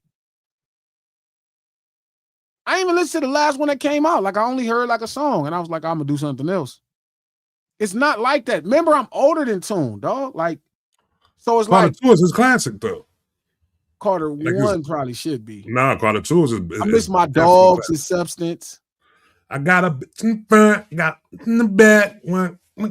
Yeah, so I can't judge LaRussell's take. I can't judge LaRussell's take because I don't know the music. You know what I'm saying? I don't know the music, like, so I don't know. But I'm thinking in my mind of somebody getting in the business at 16 and 17. I'm not an ageist. I'm not an ageist. That's not true. Listen, I listen to some younger people that's dope. I listen to the people that's dope. Like, I played GNX more than any album I played in the last 16 years. The only album I played as much as GNX in the last 16 years, 16, Yay by Kanye, 400, My Crazy Life by YG, maybe Pablo. Like, you know what I'm saying? It's a fact, Lord. Why would I listen to, like, Wayne? Wayne was like the little dude, you know what I mean? With the dudes that I was listening to. So when I signed to him, it was different. That was the first time I started listening to tune. I was like, oh, okay, let me get up abreast. I think I told this story. Like, that's when I did Haters with him and he cleaned me up on a song. The nigga just went crazy on that song. And I was like, God damn, this nigga could rap. Cleaned you I didn't even know he was getting busy like that. Till we did Haters, and I was like, what the fuck? Cleaned you up. No lie, cuz I swear to God, fool. Like, I never really, you know what I mean? I just didn't. That's on everything. AirV, that's what I'm saying. Wayne was like the bridge, wobbly. And some cool verses. I fucked with all that. I was cool. But nigga, I'm a Juvenile fan. Glasses got all these opinions that don't listen to music. I have no opinions on it. They said it. LT said it. I ain't say it. How? I don't LT have said it. I ain't say I'm it. denying y'all my opinion right now again. He's saying listen to J. Cole album either. I definitely hate everybody with little in their name, except Bow Wow, because he took the little out. I'm telling y'all, why y'all mad at me? Because I don't fucking know. I just didn't know. What? Like, I'm thugging in 1998, 99. Like, I'm 18, 19, we thugging. Why am I listening to Lil Wayne? I'm listening to Juvenile, 400 Degrees, BG, Chopper City in the Ghetto. I'm not listening to this little dude who didn't cuss. Listening to, remember Wayne didn't cuss. Mm-hmm. Like, he was the little dude that didn't cuss. I didn't listen to Bow Wow. You know what I'm saying? I'm sorry. That's why I don't have an opinion on the music. I can only talk about these things. I don't listen to all that shit. I'm sorry. That's y'all world. So when y'all talking to me about it, ain't nothing wrong. I don't know, because I'm just thinking to myself, Wayne he was 16, 17 when he started putting out music. He put out a shitload of music. You know what I mean? I would imagine some of this shit he putting out, he just ain't talking about nothing. Scatterbrain rapper, B. The greatest. I mean, that's y'all thing to say. I was listening to Juvenile. I was listening to Big Timers. Like, this is gonna be bullshit, and I love Tune, but I'll be honest, because we be honest at the table. You listen to Big Timers before you listen to Lil Wayne. What? It's not close. You was getting your roll on. Fuck that. Whoa, Kimo Sabe. Big ballin' is my. I'm not listening to this little kid. Yes, we're close in age, but he was a little kid. He's like 3 years younger or some shit. I'm like, nigga, I'm not listening to nobody 3 years younger than me at that time. I'm off this Juvie. I'm off this motherfucking BG. I'm off this Hot Boys. I'm off Big Timers. For me, it's Juvenile, BG, Timers, Hot Boys. I'm older. I love the Big Timers, bro. That was my shit. Like, I'm not, like, I wasn't one of them people listening to people that's like, I was thinking about the trap. I don't think I listened to nobody my age till Game came out. Yeah, that was like the first nigga I listened to that was my age. That's about right. And that was way in 2005. I only listened to older niggas. Yeah, maybe we spoke about this before. That's a fact. I'm just saying, I don't know. So forgive me if I don't have an opinion on the music. I just didn't listen to it. You know what I'm saying? He was just younger. Did y'all listen to people y'all age? Remember, it was a tough time in the West Coast. Like, who would have came out who was born in 1980 that came out with some shit? 78 to 82. I listen to some rappers my age, though. I listen to Fab. I listen to, trying to think who else came out like been my age. I don't know. Because Cam is older than me. Biggie and them was older than me. I don't know. Yeah. Yeah. Fab older than us by a little bit too. Nah, no, he not. Fab about the same age as us. Fab was born in 77. Oh shit, he is older than us. I thought Fab was born in 80. Damn, You know what I'm saying? might not have. We might not have then. I'm saying who, because the West was going through something, so wasn't nobody getting on that was our age for us. Now y'all, I don't know. Maybe it's somebody from New York that. Nah, was it gotta born be in somebody that was like, 77 because and 80. I realized later on, I was like, damn, that dude was same age as I'm listening to. I thought about this every day though. I would have never bumped B2K, LK, ever. Nah. I didn't play none of that immature B2K, none of that shit. I didn't want to hear niggas talk that was my age. Like, Game was the first person I listened to my age that was a rapper. And that was when I was 25 fucking years old. T.I. What? Tip, yep, Tip. Oh, Tip is all about our age. Tip is our age. Joel Santana's a little bit younger than us. He born in 92. I mean 82. But yeah, there you go. There you go. Yep, Yeah. yep, there you go. Nelly's 74. Yep, Yeah, yep, it's just T.I. That's it. When was Jeezy born? Jeezy was born in 77. So he close too. Like, but think Yeah. this all 2005. Tip is 2002 or 3. Mhm. We in our 20s. We not listening to niggas our age. Wayne was, you got to think, Wayne was out. Wayne came out in 99 officially with his album. I was 19. There was no chance I was listening to no nigga 16 years old. I ain't listening, but I'm kind of with you within that though, because I ain't listening to Wayne until the Carters came out. Think about this. You 20 years old listening to a nigga that's 16. Yeah. That shit I ain't listening to Lil sound Bow Wow. crazy. I ain't listening to Lil Bow Wow. None of that right there. He was probably about 21 when that was out. Mm-mm. Nah, I get you on that. So shout out to LK. Don't be mad at me, LK. I just didn't listen to people my age. Like, nobody my age didn't come out with no music that I listened to till I was probably like 22, 23. It just wasn't like that. I didn't really listen to niggas my age. It just wasn't happening. You know what I mean? I was listening to older niggas. I think things kind of changed now though. Really? Yeah, because they got niggas they age. Like, if Kendrick came out, but think about it, even Dot would have came out. Dot now is going to be 40. So that means when he first came out, he was what, 20? 25. Was he that old? Yeah. What year was Dot born in? Dot is 2010. Huh? You said he's 40 now, right? No, he finna be 40. Yeah, so 2010. 2011, actually. Let me see something. What year that 25. 87? Yeah, you'd have been about 24, 25. Yeah. Yep. Yeah, so he'd have been about 24, 25 when y'all start listening to him. Like, I would, you know what I mean? Like, I just wasn't listening to niggas like that. I was listening to that though. No, but at that point, when somebody get about 24, you could hear them. They mature. Yeah. Yeah. I'm not listening to no nigga that's 16 at my age. No. I'm sorry, I know that could be. But that doesn't give you the excuse of why not listening to the No Ceilings mixtape and the drought and the. That's why I wouldn't listen to it. Drought.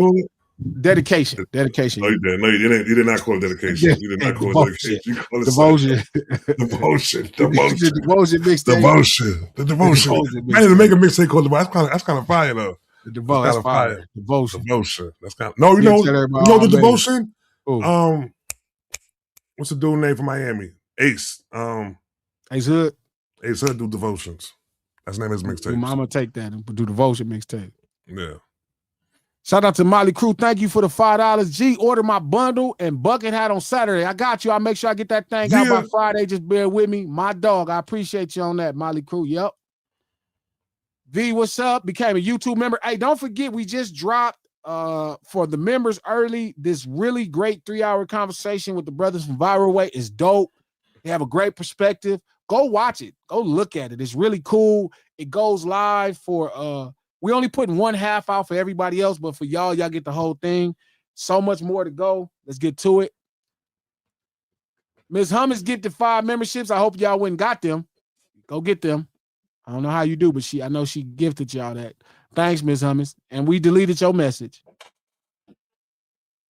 Shout out to K-Way. Thank you for the $5. Baby Kids is about child trafficking told through a hip-hop lens. The theme park was a front for an underground ring. K-Way, you're sick. Crazy. Shout out to Beloved Bone. What up? Thank you for the $10. Majority of people view hip-hop as the expression of black culture from anywhere. They think black expression a certain way over certain beats or music is hip-hop. I know that shit is hella racist. I be on trap about the same thing. It's like, bro, we can do jazz. We ain't got to just do hip-hop. Do anything. Shout out to Corey. Thank you for the $10. G, you should link up with a YouTube creator named Skip from the We Are Decipher YouTube channel to further this hip-hop belongs to the streets conversation. I'm going to make that my business. I'm going to find him. We Are Deciphered YouTube channel. Let me save that real quick. We Are Deciphered. Now LK in my text talking about some, you need to do a Wayne set for glasses and ADHD. I will. I'll do it. I don't know why. I'll do it just for him. I'm cool. I got Scarface. Got it in the front. Got it my in man. the back.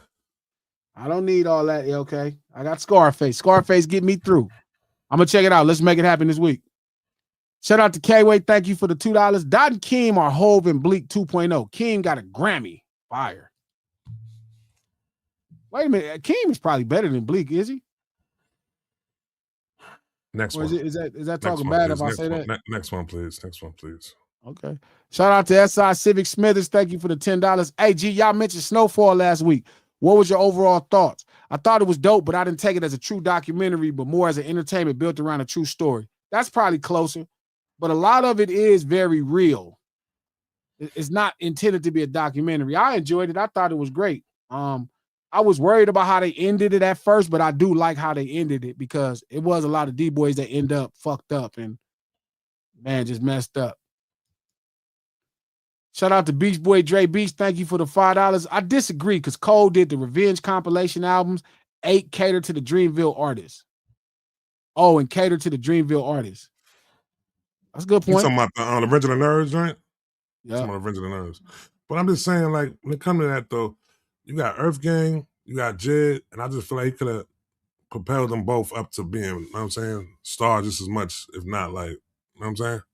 That's what I felt like. I just like the job that Kendrick was doing with Keem. I think it's a different care. But, you know, y'all, as a Cole fan, y'all would know better than me, or as a JID fan for Trap. Shout out to Tasha. Thank you for the $100 check dollars. Hi, Glasses and Trap. I am back and happy I caught a live. I'm still back home in South Africa looking after my sick father. I miss you, Glasses, lunch table friends, chat. We miss you too. Miss you too, Tasha. I don't know how I don't got your email yet for these gift cards, but these birthday gift cards got to get up out of here. Yeah. It's time. So make sure you email me, you text me over or DM me your email so I can have it locked in and get it to Fatima so we can get these motherfucking gift cards out. But tell Pops get better. Only the best, only the best.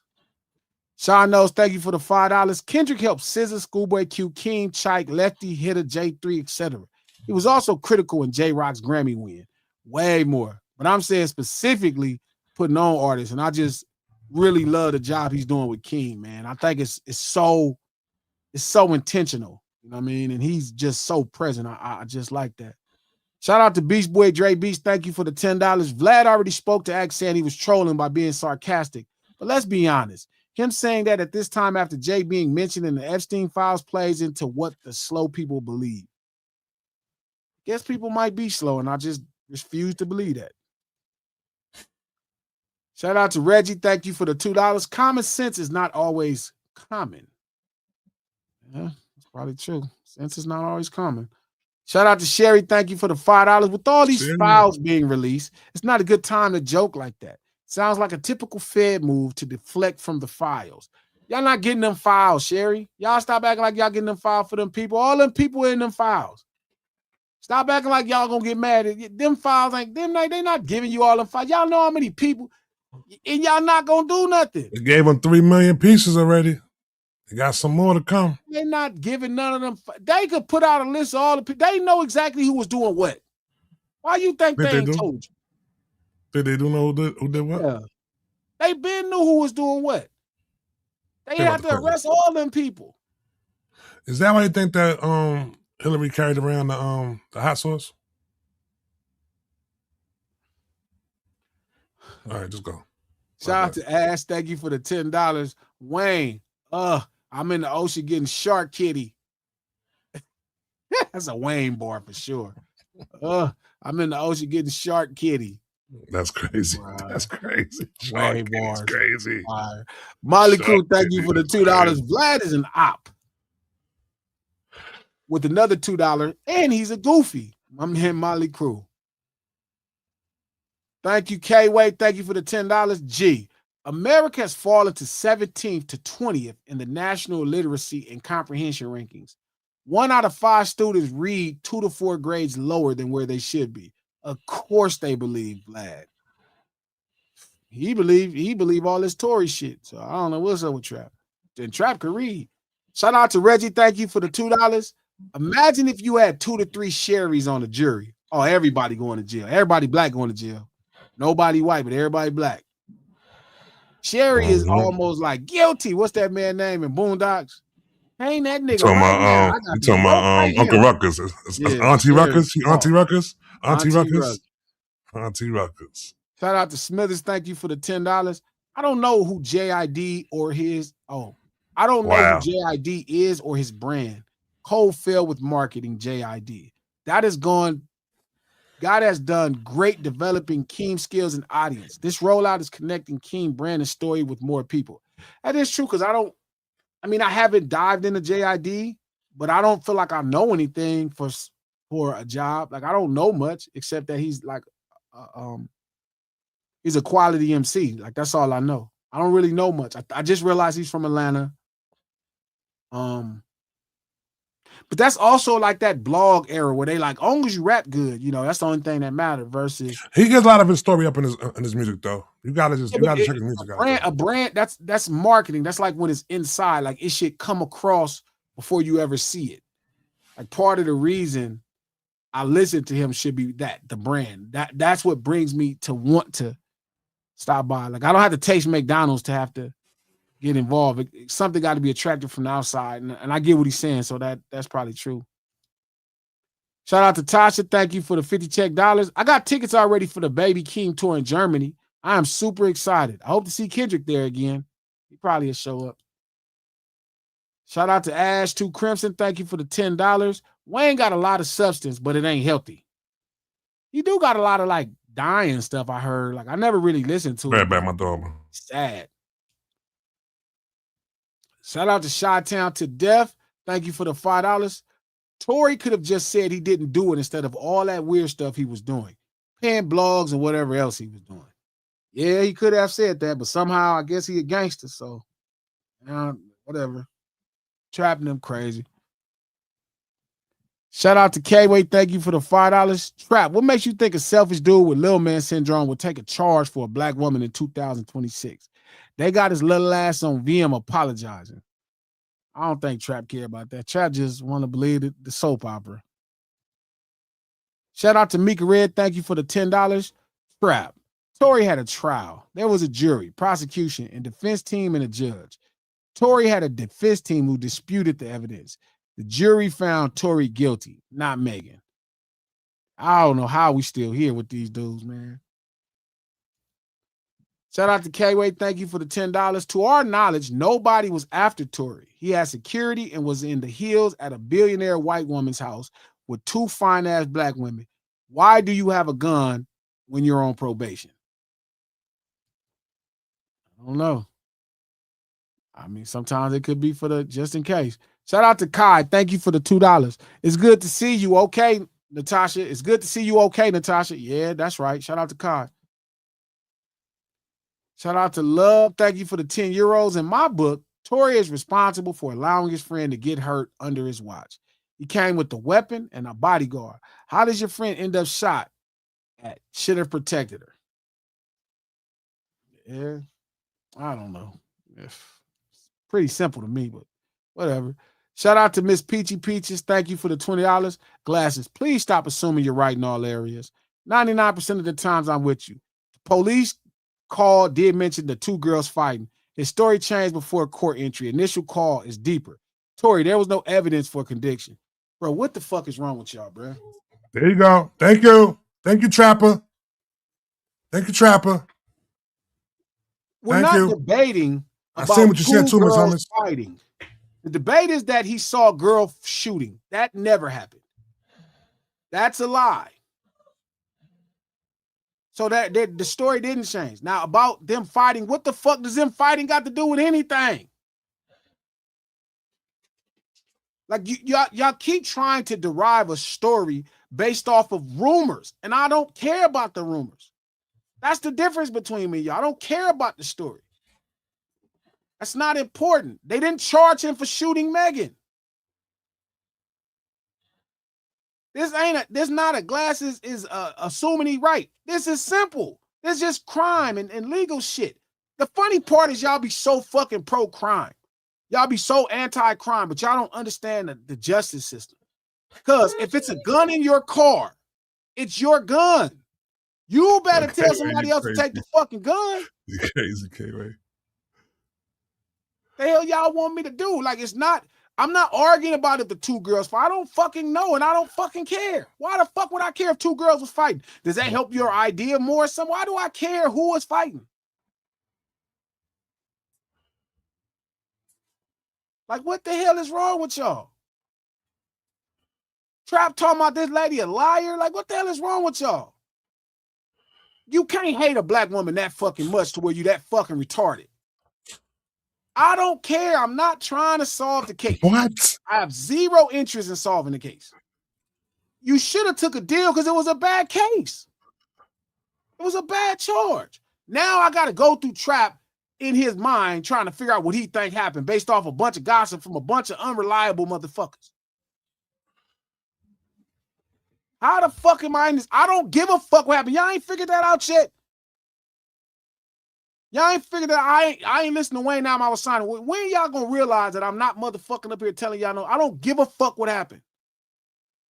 You take the plea deal because the gun is in your car. If you don't want to rat, you take the plea deal. If you don't want to motherfucking go through this, if somebody said they saw you discharge the farm, you take a plea deal. You do 18 months. Shut the fuck up. But you can't bitch every day after and be talking about you street. You can't whine every day after. You can't make this lady look like a lie every day after. It's just dumb.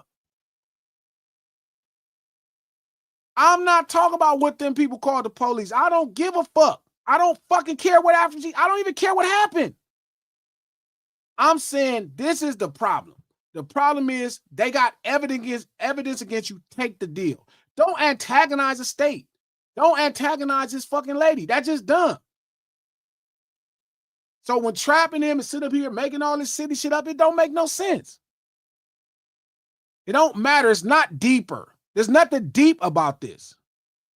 If it was up to you, Rocky would have took the plea deal, right? No. They had Rocky with the gun on camera. Rocky with the gun. But what did they charge him with? Firing off the gun. So then that's not the same. Because right here they have a possession charge and you have the gun. That's the possession charge. Like I said, you'd have told Rocky take the deal. Take the deal, Rocky. They got you. They got you, bro. Rocky 16 months. Rocky said he had a fake gun, which changes the dynamics of a charge. Every charge is not the same, brother. This has nothing to do with that. Y'all stupid ass would have been telling Tory it's fighting, and then he got 10 years, and now y'all look dumb. If I just told him to take 18 fucking months, he'd have been home already. Yeah, he'd have got deported, but so what? You could figure that out later. That shit just dumb. Y'all sitting right here talking about y'all trying to worry about all this shit and getting into these people's business. I don't give a fuck about these people's business. They didn't tell nobody. They didn't tell us the story, so fuck it. That's their business. But y'all sitting here talking about the two girls fighting. This story changed before the court entry is deeper. It ain't no deeper. What the fuck would be deeper about this? He's not some political person that the state of California give two fucks about. They not trying to railroad this motherfucker. He not even from here. Like it's a million motherfuckers worth fighting over. It's a million motherfuckers. This motherfucker not one of them. He's a stupid ass motherfucker. He dumb. That's it. And every week is new dumbass shit fucking with people's mind. Every week. Now it's some bodyguard that wasn't there saying like, and y'all go for this shit every time. Just like the Vlad shit. This shit frustrating. Like, why would y'all even go for this shit? Like, you could just read it. God damn. Y'all worried about who lying and who telling. I don't give a fuck about that. Stop trying to think you know these people, because you are behind a fucking screen. You don't know these people. They not bearing their soda. You don't know Megan, I Tory, got none of it. information for you. I got information for you. I'll let you know when we get up here. Shit, man. Y'all fucking something else. Shout out to Tasha. Thank you for the $20 glasses. Did you hear Kevin Durant diss Kendrick? I'm sure he a Drake. That's one of Drake homies, dog. He loved Drake. His feelings been hurt for a long time. Shout out to Just Be Yap. I rub it in his face too, so I ain't gonna even lie. I rub it in his face all the time that Dot whipped on him. So he got it bad. So he's probably mad. Shout out to Just Be Yapping. Yeah, I'll stay teasing him, bro. I'll be like, man, we whooped on y'all. Worst day of your life. Shout out to Just Be Yapping. Thank you for the $2. G, what do you consider substance in music? That's a great question.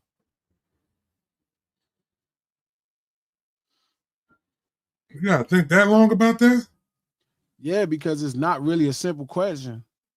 Substance? What do you think substance in music? What do you consider substance in music? When you rapping about something that, you know what I'm saying, that could attach to the listener, man. And have the listener, you know what I'm saying? When you rapping about something that could attach to the listener, man, like that. I could walk away with a something, you know what I'm saying? What do you think now? I don't know how to take my time and really think about that.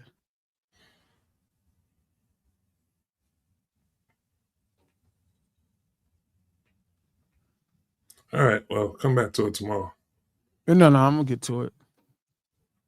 Get something that focuses on like some level of reality. You know what I mean? Like some level of reality for a group of people. I'm not sure. I had to really think about it. That's a great question. I just know it when I hear it. Yeah. Shout out to K-Way. Thank you for the $10. A lot of y'all sat there and watched YMCMB perform Every Girl in the World at the 09 BET Awards with kids twerking on stage. Now it's Young MAGA, Cash MAGA. They ain't offer shit to black people. Y'all used to love. Don't try to act like y'all didn't love Cash. Young Money. Y'all love Money fan.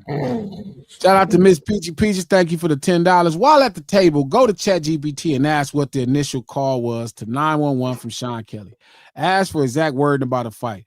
This changed later. Everybody spoke 2 times. Tory never once spoke. Evidence wasn't strong. That's not. Who is that right there? I like that. That's a trapper. That's a trapper right there. That's what I'm talking about. That's a trapper right there. Yeah. They didn't. They wasn't fighting a case for fighting, man. Why does that matter? Why does that matter? Let me ask you a question, Trap. Why would that matter? Why does that matter? Why does that matter if they got into a fight? Trap. It shows intentions. It shows motive. It shows motive. They got in a fight. That means it's the motive that she went to the trunk and got the gun. She's not being charged. So what would it show motive? He play that clip from his pops after he got found guilty? No. I don't want to say it. I don't want to say it. My question is this. Mind you, all this Vlad shit. Why would that matter? Motive. Motive for who? That it wasn't me that went to the back and got the gun. Why would that's not motive? Wait, she got her ass whipped and she went to the back got the gun. She got her ass whipped. She had scratches all over her. Everybody had scratches all over her. Okay, imagine a question. What does it matter that they fought? Can you go to the next one, please? No, Thank you, Trapper. Why would it matter? Do you understand what I'm trying to get? Do you understand what I'm trying to get you to understand? Just listen, Trap. Just listen, Trap. I understand what you're saying completely. You're saying that the charges was not the fact that he got in a fight with her. The charges that he is being charged with is that he fired off the gun. Right? That's what you're saying right there. He had possession of a gun. They proved that he fired off a gun. And do you understand how people saying the gunpowder got on his hand because he was trying to take the gun? Like, that's the same ridiculousness if you don't think. Like you. I had this conversation with you before, B.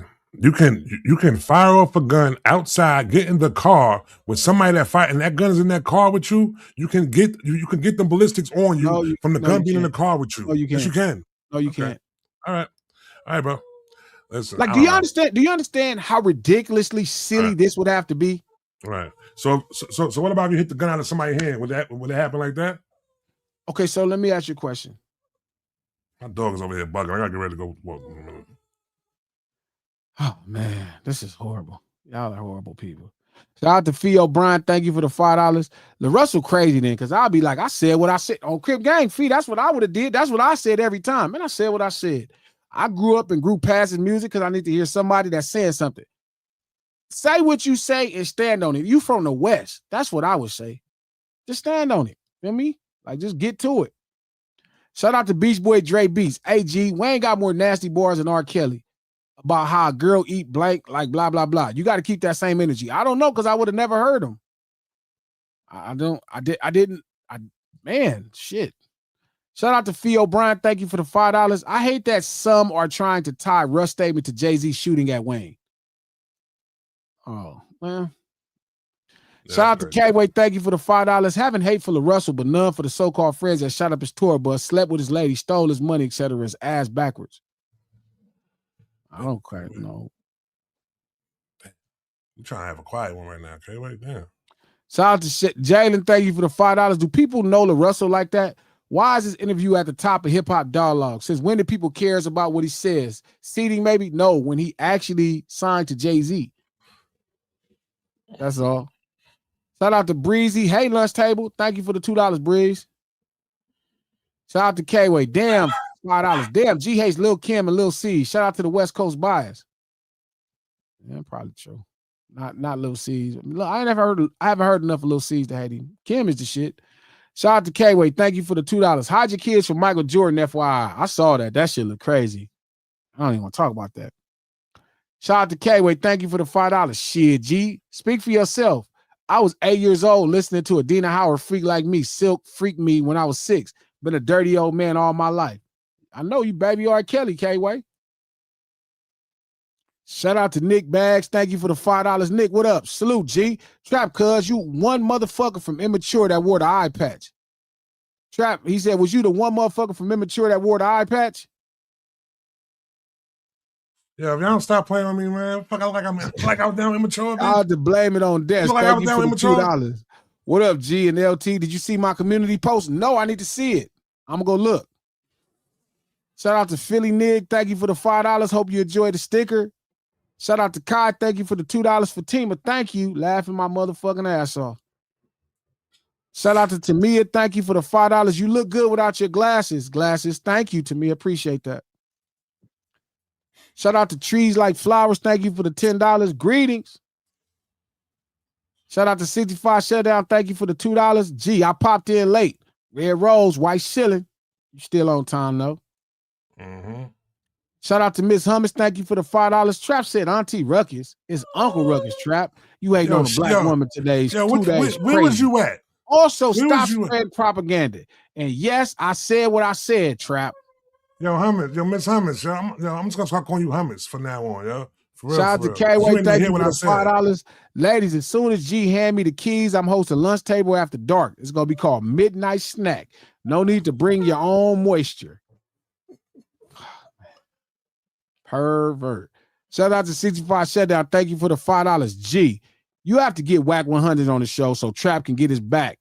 I'm on you every week at Trap Redeem Queens. Red Rose, white ceiling. Get your ass out of here. Shout out to Otis. Thank you for the $10. I watched that trial from beginning to end. Police did a bad job. Didn't test everyone in the car for GSR prints. Shouldn't have been a conviction based off 2 conflicting testimonies from one kid. That's not.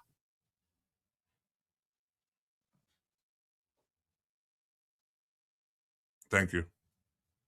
She watched it from beginning. Oh, he watched. What's that?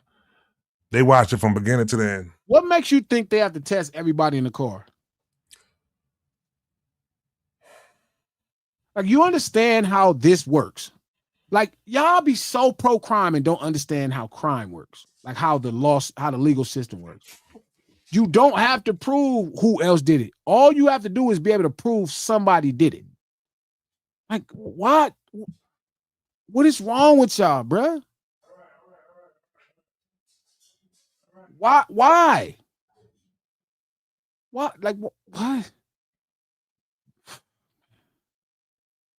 Shout out to Miss Peachy Peaches. Thank you for the $5. I agree. The court ruling was based off connection to the gun.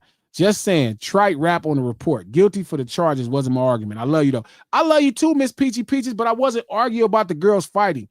Trap lied and said the two girls were fighting, and he said he saw the dude shoot. That is not what the witness said. The witness said he may have saw two girls fighting. I know the things that you're talking about, but they did not say they saw a girl shoot a gun. He just lying. Trap just full of shit. And they did find GSR on Tory. And then you know what Trap said? Well, you know, when you get in the car, or people said he slapped the gun. It's just a bunch of silliness. It's like, bro, it's a simple thing to take. Like, I'm not in the business of trying to figure out the true story. Like, I don't got time for that. Like, I'm just saying, I think one, Trap is being ridiculously hard on that black lady. Feel me? Saying that she just set somebody up and there's no reason for us to believe nobody needed to be set up. Two, Tory Lanez didn't do herself no favor. Three, if that was a case, Kelsey just could come out and just take the charges. She could come out and just deal with the truth. She could just say, hey, I did this. Simple. It's not like a big deal. Shout out to K-Way. Thank you for the $5. Hey, yo, Trap. Guinea pig over there making weird sounds. Stop the Joe Budden activities, Trap. $5. Yo, K-Way, yo. Shout out to Breezy. Thank you for the $5. Substance in music is emotional depth and other factors that make the song resonate. I'm not mad at that. That's what I was saying. Shout out to Ms. Hummus. Thank you for the $5. The movie Idiocracy is a self-fulfilling prophecy daily. The stupidity of humanity is mind-blowing. It's crazy.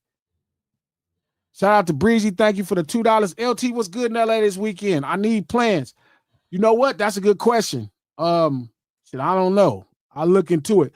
Listen, we may have to do the lunch table early, 10 o'clock on Wednesday. How do y'all feel about that? If we had to do it at 10 o'clock Wednesday, would y'all be okay with that? We start a little early, 10 o'clock early. How y'all with that? How y'all feel about that? 10 o'clock on Wednesday. Could y'all get up and get down with that? I know, shout out to LA. Could y'all get down if we did it 10 o'clock on Wednesday? I think Wednesday we're gonna do 10 o'clock because I gotta go work at the Sony lot. Oh, yeah. So it's 10 on the west, 1 on the east. Yeah, 10 o'clock Pacific Standard Time on the west. I gotta be at the Sony Pictures lot at 1:30 or something. So if we could do it at 10, I don't want to turn my back and I don't want to miss it. So I'd rather do it at 10 so we could do it together. And y'all can wish me luck as I go handle this business. So let's say Wednesday at 10 o'clock. Feel me? We on the move. We just make one change. Friday, we back to normal schedule. Then Sunday, a Sunday dinner, we'll be back. You know, we get that thing cracking. I'll be on. So 10 o'clock Wednesday, I'll make sure that Fatima, shout out to the all of the what do you call it, Trap? What? Moderators, Fats, Fatima, Squish. Appreciate you. Joey, Rob, Sega, all the good people that make this thing crack. This is the No Ceilings Live, the lunch hour every Monday, Wednesday, and Friday right here. Don't forget Wednesday, 10 o'clock Pacific Standard Time. Be here. Feel me? 1 p.m. if you on the East Coast. Make sure you have your ass here at 10 o'clock. Feel me? We gonna make it. We might make it the breakfast pod or some shit. The Breakfast Club. It's the new Breakfast Club. Nah, we can't do that. We can't do that. What about brunch hour? 10 is too early for brunch. Brunch hour. The brunch hour. First brunch hour. So we'll see y'all here at 10 o'clock Pacific Standard Time Wednesday. Make sure tomorrow you head over to No Ceilings podcast feed on Apple Podcasts, iHeart Podcasts, anywhere you get your podcast from. 10 o'clock Pacific Standard Time.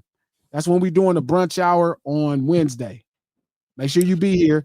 But head over, subscribe to No Ceilings. Check out that episode with Head, Mike, and Keys. Conversations about Victory Lap is going to be a good conversation to listen to. Dial in, enjoy it. To all the members, go check out the Viral Way video. That's on the member side. Let me know what you think of it. It's a really deep, long conversation. It could get intense, but it's really dope to watch brothers politic with each other. The No Ceilings Podcast is executive produced by Charlamagne the God, the Black Effect Podcast Network, and iHeart. Who is our sponsor, Trap? Meals by Manny. MANNIE.com for the 2026-27.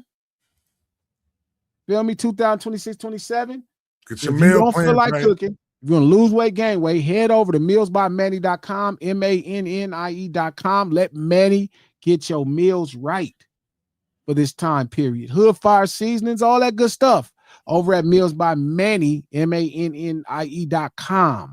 Mealsbymanny.com. Get your meals. We will see y'all Wednesday, 10 o'clock a.m. Hold on. Y'all go and Pacific check Standard out. Time, 1 p.m. on the East Coast time. Y'all go over to All Dreams Happen Different YouTube. Go to the new Gatekeepers podcast. We put it out today. Go check it out. And go subscribe to the channel too. Great. It was a great episode. There you go. Going We're crazy. going to have to do a collab episode to make sure we get this thing cracking. We will see y'all Wednesday, West Coast, 10 o'clock on Pacific Standard Time, 1 p.m. East Coast. I will see y'all Wednesday. Make sure y'all here. Much love.